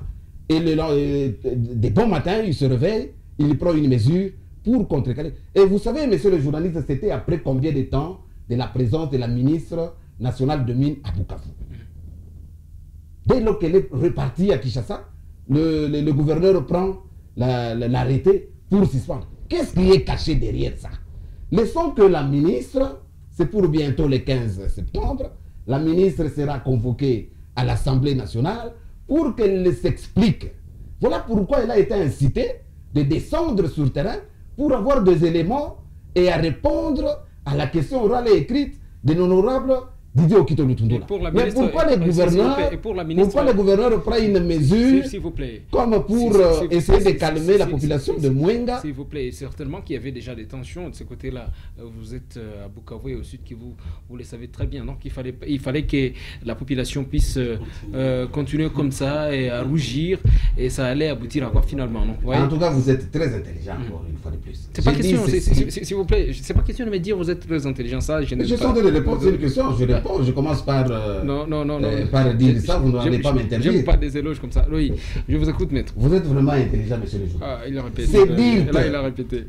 C'est dire que madame la ministre, elle était ici, présente. Est-ce que le gouverneur, il y a des problèmes entre le gouverneur et madame la ministre? Il n'y a pas de problème. D'autant plus que ce n'est pas de sa compétence. C'est de la compétence du gouvernement central. Les documents sont livrés par la ministre. C'est elle qui sait s'il y a les documents ou pas. Est-ce que lorsque le gouverneur des provinces, lorsqu'il a écrit la lettre, qu'il a accordé l'accès dans le site minier des Chinois, est-ce que les Chinois ne lui ont pas présenté les documents? Même nous, les partis politiques, lorsque nous sommes nommés, nous sollicitons l'audience pour présenter les civilités et présenter notamment les documents, les statuts et autres. Est-ce que au gouvernorat là-bas dans les archives, donc il n'y a pas les documents des Chinois qui sont en train d'exploiter illégalement? Donc le chef de l'exécutif provincial voulait faire ce qu'on appelle fuite en avant. Pour essayer de dire non, il faut calmer la population de Mwenga. Voilà, il faut prendre cette mesure. Non. Ça, c'est caché. Il y a quelque chose qui est caché et la société civile va nous éclairer. J'y serai d'ailleurs. Merci. Monsieur la société civile. Je serai là demain. Éclairez-nous la situation. Merci, maître, pour cette intervention. Il faudra aussi vous rappeler que le gouverneur est libre d'administrer sa province. Vous êtes juriste et vous savez bien, c'était libre administration en quelque sorte. Je vous écoute, Passia Katembera. Oui, il faut d'abord préciser que quand on est nommé ministre, provincial ou national, on vient d'abord d'un parti politique, en plus grande partie. Et quand on vient d'un parti politique, on applique la politique de son parti politique dans les portefeuilles sous sa responsabilité. S'il vous plaît, prenons la matière. Prenons la matière. Non, je dis ça parce que Eric Kalemaza ne doit pas se permettre de cracher sur les qualités et même les valeurs du ministre provincial de Mines, qui a bien montré à nous tous et au public comment est-ce qu'on doit gérer les sites miniers par rapport à leur catégorisation. Et j'ai vu que même Maître Zozo a été convaincu, il a été content, parce que quand le ministre parlait, Zozo s'est retrouvé si vite. Et c'est pour ça que Eric Alemaza ne devait pas dire non, il a nagé dans le fanatisme. Personne ne peut contester les qualités de l'ingénieur Apollinaire Boulindi au site Kivu à travers le pays. Et surtout quand il s'agit de mines. Personne ne l'a contesté. Non, surtout quand il s'agit de mines, nous l'avons vu à l'œuvre quand il était ministre provincial. Le secteur minier était très bien géré et personne ne se plaignait. Et nous sommes en train de croire, nous avons la ferme conviction qu'encore une fois avec sa présence au ministère de Mines, le secteur minier sera bien lavé. Il va bien remettre les choses en ordre. Il venait de le dire d'ailleurs qu'il va respecter les codes miniers et je ne doute même pas un seul instant qu'il puisse le faire parce qu'il est à mesure de le faire. Ces problèmes au niveau des ordres dans les oui. Il y a les gouverneurs et les ministres nationaux des mines qui ne parlaient pas le même langage. Oui, je pense qu'au niveau provincial, les gouverneurs a le droit de prendre n'importe quelle mesure parce que tous les services, oui, encore qu'il s'agit de mesures conservatoires, ce sont des mesures conservatoires, il n'a pas pris une décision finale. Mais lorsqu'il y a un désordre qui règne, qui doit prendre la décision au nom du gouvernement national? Ce n'est pas le gouverneur, c'est le gouverneur. Je crois que le ministre national n'a pas bien réagi en demandant qu'on suspende, qu'on demande au gouverneur de revenir sur sa décision. Parce que le gouverneur doit veiller sur la bonne marche de tous les services, de tous les secteurs dans sa province. Et lorsqu'il y a exploitation illégale de minerais, il ne doit pas cautionner cela. C'est ce qu'il a fait. Nous l'encourageons en prenant une décision de suspendre préventivement les activités de ces sociétés, le temps que la clarté, le temps que les dossiers soient bien investigués et que les éléments soient mis à sa disposition pour juger, pour apprécier contre eux pour quelle société qui doit continuer à exercer. Des deux, je salue vraiment la démarche de la société civile ou de certaines organisations de la société civile du site Kivu qui a demandé au président de la République de ne pas tenir compte de la lettre du ministre national de Mines. Parce que la société civile, elle est la première victime de l'exploitation illégale. Les champs qui sont en train d'être détruits à Mwenga, c'est la population qui en pâtit. Nous, quand nous manquons l'argent pour la politique, pour exécuter la politique qui est, disons, de nos moyens, la politique qui voudrait que les sites qui vous soient développés. Je sais que la société civile ne peut pas être contente. Et elle voudrait savoir effectivement qui est responsable de tout cela. Merci. Il ne faut pas qu'on sème une cacophonie. Moi, je pense qu'on aurait dû encourager son Excellence, Monsieur le gouverneur des provinces, et qu'on nage dans sa démarche d'investiguer et de sortir un rapport final, plutôt que de demander qu'il y ait des contradictions, parce qu'entre autorités, on ne doit pas se contredire. On est en train de vouloir remettre toutes les choses à la normale, parce qu'après qu'il y ait eu cacophonie dans tous les secteurs avec les régimes sortants, il est grand temps aujourd'hui que nous sachions qui est responsable de quoi. Et pour que nous les connaissions, il ne faut pas que les gens commencent à se contredire, encore moins, ou encore chose grave, un ministre contre un gouverneur. Ça ne passe pas et je salue donc la démarche de la société civile. Merci bien. Je vous écoute. Maître Zozo Sakali, vous avez suivi les uns les autres. Oui. J'ai comme l'impression que parmi nous, en fait, est-ce que nous avons vraiment les informations réelles sur ce qui se passe à Mwenga? Je pense que non. Nous venons sur le terrain. Et la première information que nous allons vous donner est que pendant... Maloto, est-ce qu'on peut voir Maître Zozo? La première information qu'il faut vous donner... Permettez un tout petit peu que je rappelle. Mesdames, Messieurs, vous êtes nombreux à nous suivre. Il ne faut pas biper. C'est question d'appeler parce que nous sommes en train de tendre vers la fin de l'émission. Donc nous tendons vers la conclusion.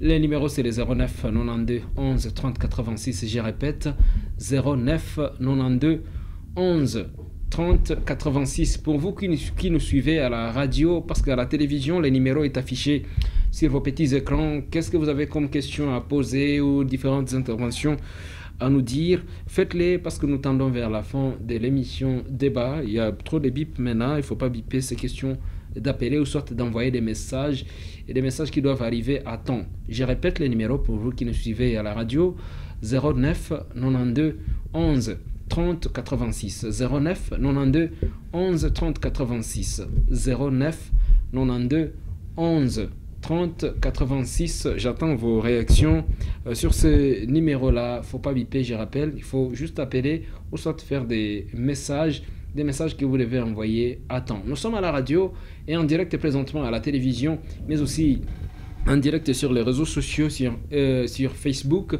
et sur YouTube en cliquant sur Radio-Télévision Ngoma ya Kivu. Là, vous nous avez en direct. Et également sur notre site internet, le www.rtnk.org. Là aussi, nous sommes en direct présentement. Oui, Maître Zozo. La première information, c'est que, au fait, je vous ai dit qu'ils sont là depuis le 4 novembre 2020. Et heureusement que nous sommes tous ici scientifiques. Et parmi nous, il y en a ceux qui sont administratifs. Ils savent réellement comment ça se passe. Même si on est nommé aujourd'hui, on vous nomme aujourd'hui chef de division à Kinshasa, vous venez ici avec un document. Si vous n'êtes pas notifié par les gouverneurs, c'est la première information que je vais vous donner. Vous allez circuler avec votre document, même sans temps. Que je prenne cet appel. Allô, bonjour monsieur ou madame, présentez-vous, intervenez. Oh non, c'était un bip ou bien il a appelé. Ça, c'est la première numéro information. Vodacom. Merci de réessayer. La deuxième information, c'est que avant, pendant et même après la publication de l'arrêté du gouverneur, ses amis sont là, ils travaillent, même maintenant là. Donc, on n'a rien suspendu. Et nous qui venons du terrain, je vais vous informer que ces gens sont comme si rien n'était. Ils ne sont au courant de rien. Que ce soit les documents de la Madame ministre, que ce soit les documents du gouverneur, ils ne savent rien. Et les Chinois et la population là-bas, parce que tout fonctionne comme avant. Ça, c'est... Je voudrais contredire Eric Alemaza en disant qu'il n'y a pas eu clameur publique. Non. Jamais. Il n'y a jamais eu clameur publique. C'est que, au fait, peut-être ce que lui qualifie de clameur publique, c'est la dénonciation peut-être de la société civile. Et je vais vous informer que la dénonciation de la société civile a été précédée par une descente sur terrain. Nous avons été là. Et parmi toutes les personnes copiées dans nos correspondances, les gouverneurs ne figurent nulle part. Vous savez pourquoi? Et parmi toutes nos correspondances expédiées, la ministre de la Mine ne figure nulle part. Vous savez pourquoi? Très bien. Si vous voulez la réponse, venez demain à Mokaouz. Vous aurez la réponse. La première personne à être contactée par nous, c'était le ministre Kabanda, ministre de la Défense. Parce que pour nous, ce qui gênait beaucoup plus, ce n'est pas l'exploitation des mines. Mais c'est ce qui se passe autour de l'exploitation des mines. D'abord, la militarisation. Est-ce que vous savez que 57 personnes ont été arrêtées dans une seule chefferie, à Ouamouzim? Arrêtées pourquoi? Pour avoir posé la question, que font les Chinois chez nous? Seulement ça. Et parmi même les gens qui ont été menacés d'arrêter, je parle des arrestations 57, mais pour les menaces d'arrestation, c'est plus de 1000 personnes. Et parmi ces gens qui sont menacés d'arrestation, il y a même des magistrats. Donc, ceux qui ont le pouvoir d'arrêter, ce sont eux qui sont menacés d'être arrêtés. C'est ce qui se passe, donc c'est la réalité sur le terrain. En fait, nous pouvons dire ce que nous voulons ici, nous pouvons politiser, nous pouvons défendre nos couleurs politiques, c'est bon. Mais ce qui se passe là est au-delà de l'inacceptable. Inacceptable vraiment. Les étangs piscicoles sont en train d'être détruits, des maisons même, des champs. Aujourd'hui, et les autorités ne disent rien, ne peuvent rien dire. Vous osez soulever votre doigt, on vous met aux arrêts, on vous transmet à Nyamouyouni, et demain je ne sais où. C'est ce qui se passe là-bas. Oui. On parle je voudrais passer à la conclusion. Parce que ce qui pose problème ici, c'est la contradiction entre les gouverneurs et la ministre des Mines au niveau national. Mes chers amis, là où il y a les flous, il y a les loups. Et le flou, c'est quoi ici? C'est l'absence de la transparence. Et qu'est-ce qui justifie cette absence de la transparence? Parce que nous sommes dans la démocratie. Et la démocratie repose sur 3 piliers.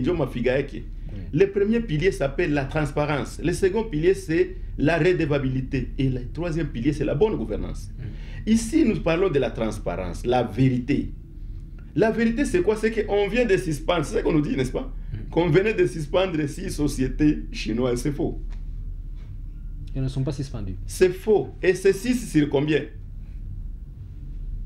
Pourquoi seulement 6? Nous, demain, on va vous donner les noms, les chiffres réels, les nombres des sociétés chinoises qui sont opérationnelles aujourd'hui. Bonjour, monsieur ou madame, présentez-vous, intervenez. Oui, bonjour. Je veux parler en Swahili, s'il vous plaît. Les noms, c'est qui, s'il vous plaît? Les numéros, les noms, c'est qui? Les noms, c'est Chiza Alain. Je suis en Norvège. Vous êtes en Norvège pour le moment. Je peux parler en Swahili, s'il vous plaît, parce que mon français n'est pas... D'accord. N'est pas bien. On vous l'accorde. Vraiment, hii emission inapopa ku Facebook na iko mzuri kufuata siftu kushiba Kongomani yenye tuko nje na benyewe kwa kunyumba. Na kwa mawazo yangu mimi nawaza discussion yenyewe inapitikana hapo iko ya mzuri sana. Na ni kitu ambayo inahitaji kuinchi kuwa developer. Parce que tulisha souffrir sana mwinchi yetu na deba yenye couvert vile iko ya lazima sana kwa population. Na wenyewe wako na debatre ni mzuri watoshe akili ya maparti politiki au kwenye wanawaza mewawaze kizuri ya inchi na watoto wa inchi. Juu sekter minier na sekter ya yenye nasaidia inchi ma resource hayo ndio kitu ambayo inasaidia inchi kukua. Hello? Kama inawezekana. Allô, Chiza?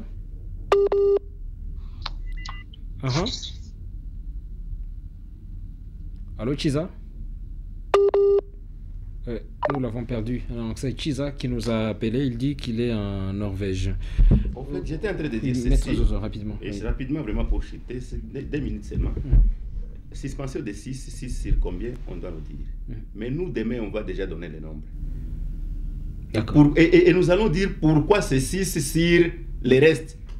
Pourquoi seulement 6 sur tout ce qu'il y a là-bas. Donc c'est un peu ça. Au fait, le problème c'est le flou autour des documents. Que ce soit les documents du ministre, que ce soit les documents du gouverneur, il y a des flous, il y a l'absence de la transparence dans leurs documents. Pourquoi le gouverneur ne pouvait pas prendre le courage ou l'audace de suspendre toutes les sociétés chinoises là-bas?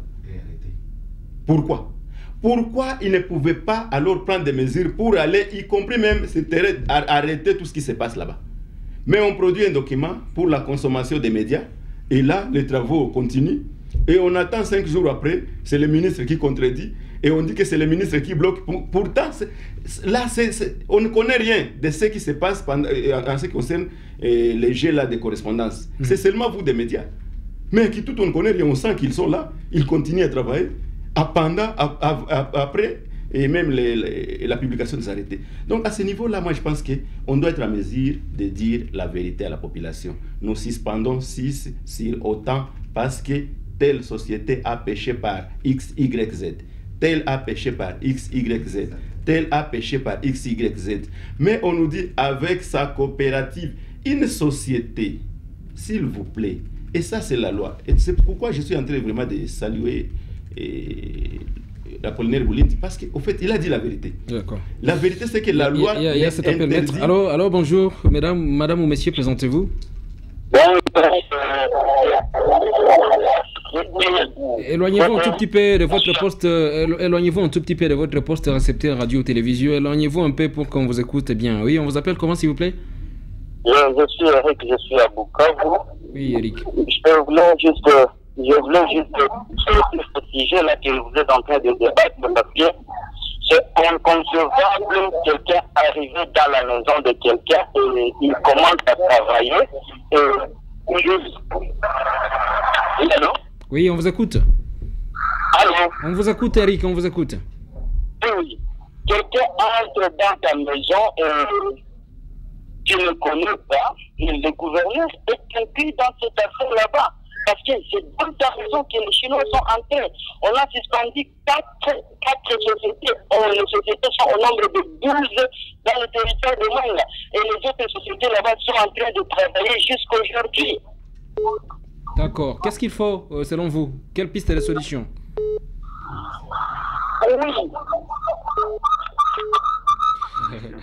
Oui. Merci beaucoup.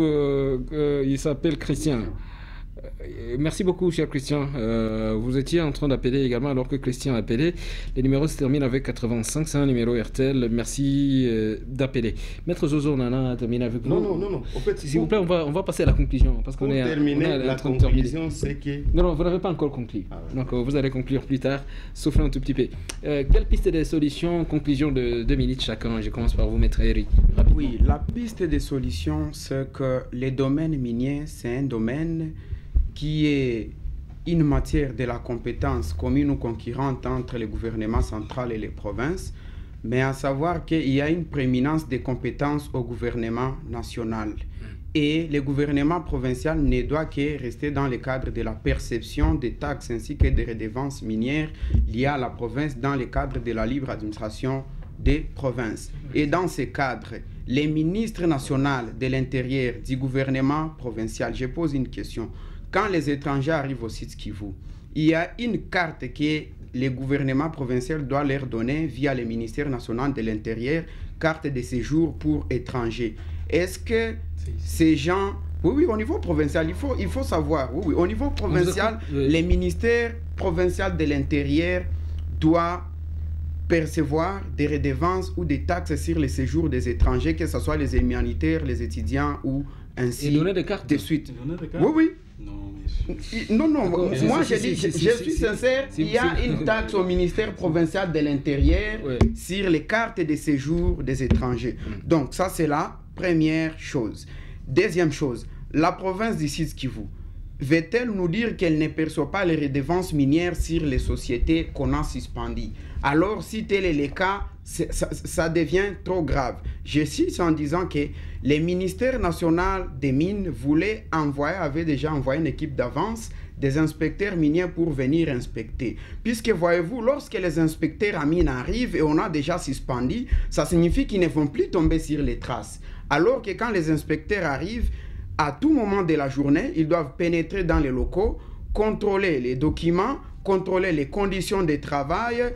Mais quand on suspend, c'est une fuite en avance pour qu'on ne tombe pas sur certaines réalités, puisque les autorités provinciales au Sud Kivu sont dans une prise d'intérêt illégale par rapport à l'exploitation minière au Sud Kivu. Et j'ajoute en disant que aujourd'hui, les rôles du gouverneur, malheureusement, on ne les voit pas là. Il devrait insister sur les cahiers des charges par rapport à ces sociétés. Il devrait insister sur la responsabilité sociétale de ces entreprises, la construction des infrastructures et des ouvrages pour les populations environnantes. Merci beaucoup. Mais c'est déplorable qu'on les trouve dans des combines qui n'ont rien à faire avec tous ces... Nous sommes en train de terminer.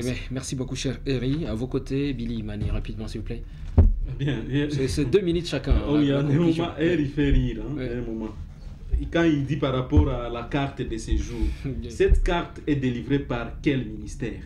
Si pas le ministère national.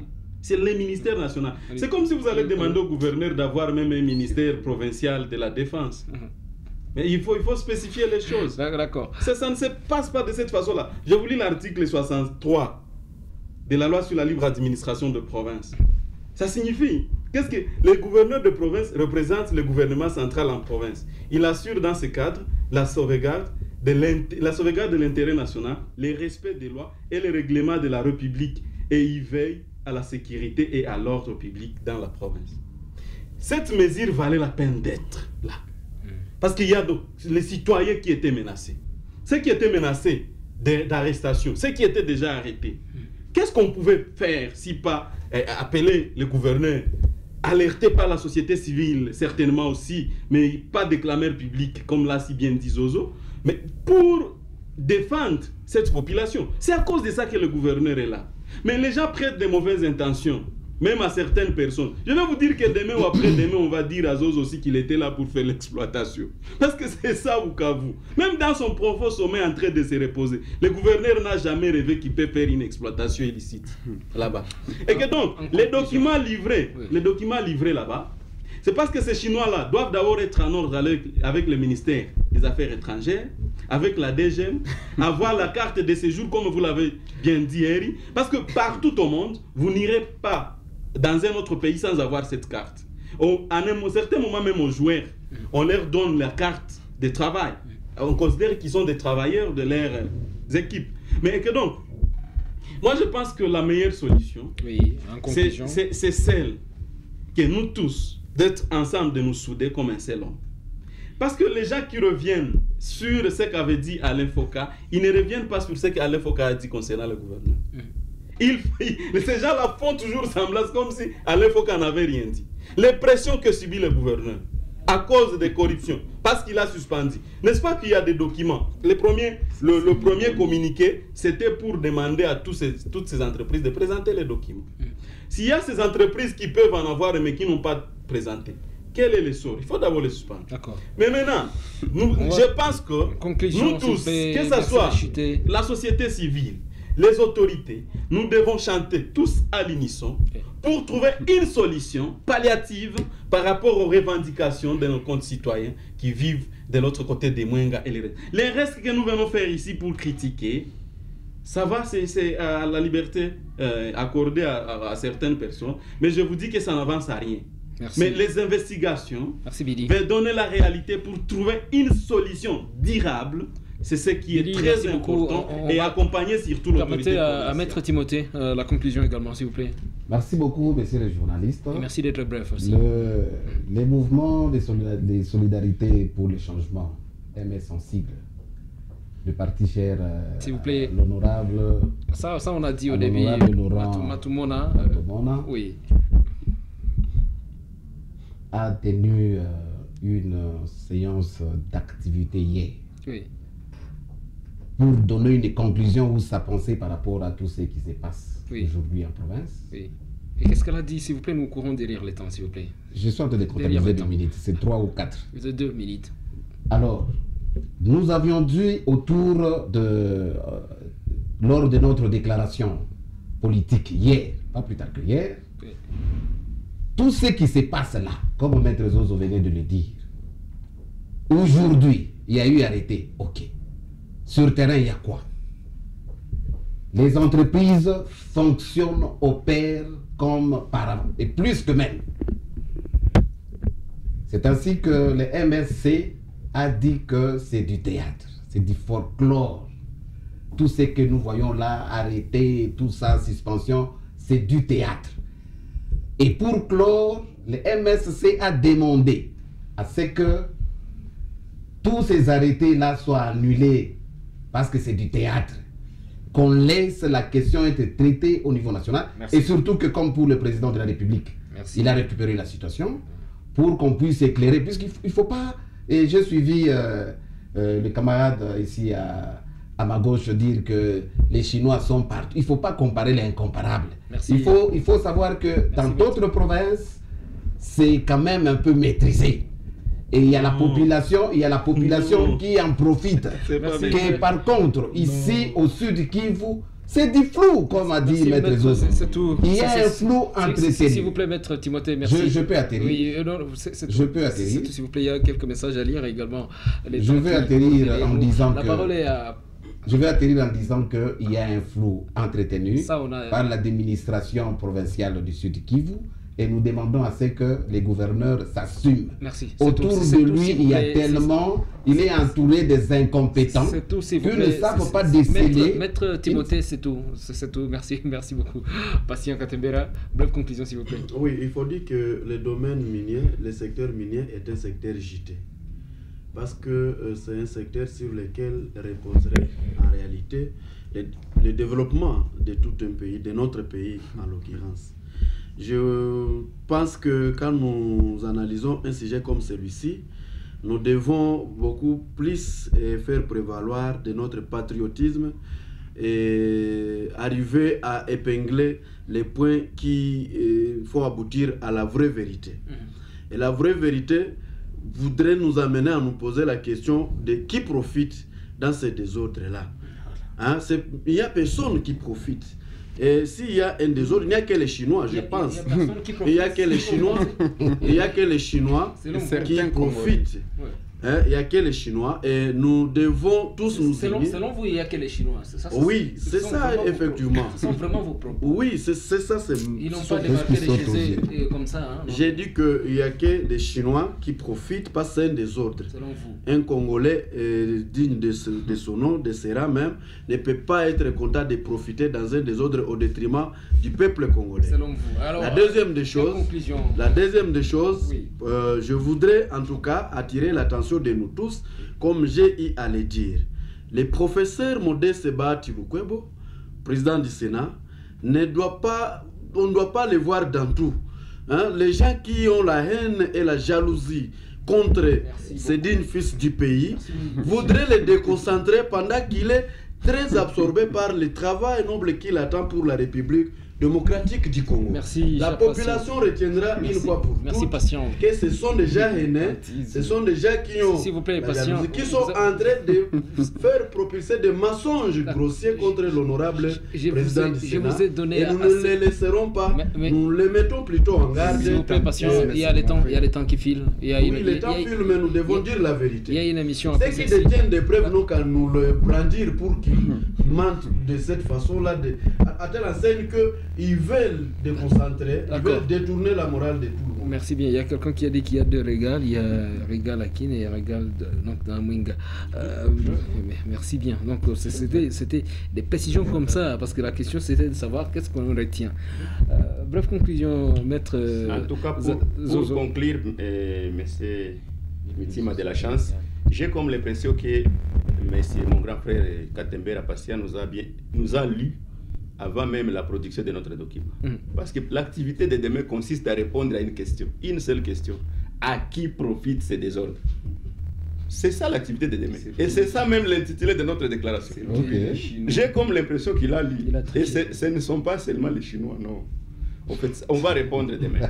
Mais au fait, moi je pense que ce que Erial dit, en fait, il ne faut pas que les auditeurs et les spectateurs retiennent qu'il y a une taxe et pour les étrangers payés au ministère de la province ici. Non, c'est payé au niveau de la DGM. Mais non. Oui, c'est payé, mais pas au ministère de l'Intérieur, c'est à la DGM. S'il vous plaît. Deuxième élément, on parle ici de la suspension. J'informe encore une fois l'opinion que les activités n'ont jamais été suspendues. Ce qui existe, c'est un document, un arrêté. Mais la suspension, non. Maintenant, pour chuter, nous devons tous nous lever comme un seul homme pour voir comment mettre fin à cette histoire en dénonçant un à un tous ceux qui ont comploté, tous ceux qui entretiennent ces désordres, tous ceux qui ont trempé. C'est vrai, les uns ont été remerciés, remplacés par d'autres. Et nous avons aussi aujourd'hui l'avantage d'avoir un ministre qui connaît au moins le secteur et qui est géologue et qui est ingénieur. Je pense avec lui, peut-être on peut espérer un changement. Merci, maître Zozo Sakali. Merci beaucoup. Il y a quelques messages avant de quitter ce plateau. Bonjour aux invités et aux auditeurs de la radio et télévision RTNK sur la question d'exploitation des minéraux à Mwenga et surtout dans la chefferie de Wamouzimu. C'est déplorable à tous les niveaux. D'abord, il y a la question de la destruction de l'environnement, la destruction de l'écosystème de la rivière Zalia et des rivières Zalia et Elila vers Mela et des champs des paysans qui sont détruits à grande échelle, et ce qui est l'arrestation aussi des chefs locaux dans cette entité décentralisée. Ma question, c'est que ces sujets chinois sont arrivés dans la province comment? Sous quelle bénédiction? Car on nous parle les rapports de la société civile pour la finalité de ces désordres. C'est signé Chiruza, qui est boutiquier à Kitutu, qui nous a fait ce message. Merci de nous suivre à Kitutu. Dans cette histoire des Chinois, il y a beaucoup de complices locaux au niveau provincial, national et international. S'il vous plaît, d'où le peuple doit se libérer en appliquant l'article 64 de la Constitution. Sengankulu de Kadutu qui nous a fait le message. Il a écrit le deuxième message. Est-ce que ce qui s'est fait à Mwenga par les Chinois peut être fait par les Congolais en Chine? L'article 64 en solution, Sengankulu nous a fait ce message. Un dernier message, peut-être pour cette partie, s'il vous plaît, mais pourquoi Kinshasa intervient toujours dans les sens négatifs, c'est-à-dire au détriment de la province du Sud Kivu? Mais je pense que la ministre là devrait appuyer les gouverneurs dans ces démarches, ou soit il y a les rétrocessions des dons. Les numéros n'est pas signé, mais il se termine avec 37, c'est un numéro RTL. Merci à vous qui nous avez appelés, bipé également, que ce soit ici au pays ou à l'international, où nous étions suivis sur YouTube et également sur Facebook et également sur notre site internet, le www.rtnk.org. Vous nous avez suivis sur YouTube et sur Facebook en cliquant sur Radio-Télévision Ngoma ya Kivu et vous étiez donc en direct de la RTNK à partir de Bukavu. Vous nous avez suivis à la radio ici à Bukavu sur 88.5 MHz, mais également à travers nos radios dans les territoires, la RTNK Kaziba ou la RTNK Chirano. Merci à vous qui nous avez suivis en direct à la télévision ici à Bukavu et dans la sous-région des Grands Lacs africains. Mettez-moi de la chance à présenter cette émission débat, Jean-Marie Chokano, que nous aimons appeler à l'air moloto, nous-mêmes nous savons pourquoi. Alors c'est lui qui était du côté de la technique télévision, Liki Lusombo a signé la présence comme d'habitude à la technique radio. Sur ces plateaux j'étais avec Maître Zozo Sakali, il est coordonnateur du cadre de concertation de la société civile du Sud Kivu. Merci beaucoup, maître. Merci. J'invite à toutes les organisations qui travaillent dans la thématique mine et toutes ces organisations qui travaillent dans les droits de l'homme et dans la protection de l'environnement de venir demain pour qu'ensemble nous puissions partager les rapports et faire la restitution de ce qui se passe à Mwenga. Merci beaucoup, maître Zozo. À mes côtés, maître Eric Alemaza, membre du directoire national du Parti congolais pour le progrès PCP. Merci beaucoup. Le PCP vous remercie de l'avoir associé à ces débats. Merci aussi à Billy Imani, analyste politique. Il a mentionné indépendant. Merci beaucoup, Billy. Merci. À vos côtés, merci à Passion Katembera, secrétaire exécutif fédéral chargé du processus électoral et coordonnateur provincial adjoint de la cellule de communication de l'Alliance des forces démocratiques du Congo, AFDC à Sud Kivu. Enfin, c'est long comme... mais quand même, merci beaucoup, cher Passion. Merci beaucoup, Mitima, c'était un plaisir. Merci aussi à Maître Timothée Chirovala, président fédéral du mouvement des solidarités pour les changements. C'est parti, cher l'honorable Laurent Batoumola. Merci beaucoup. Merci. Mesdames, Messieurs, merci également à vous. Vous étiez nombreux à suivre cette émission. Prochainement, c'est possible également de participer. Composez les 09 92 11 30 86. Je répète, 09 92 11 30 86. Et pendant la semaine, on peut se contacter sans problème. Et j'encourage la participation des femmes dans cette émission. Ce n'est pas une émission uniquement pour les hommes, non. Venez nous dire ce que vous pensez de la politique, de l'économie, du social, du sport, etc. Et de la musique aussi. Donc nous, on parle du tout.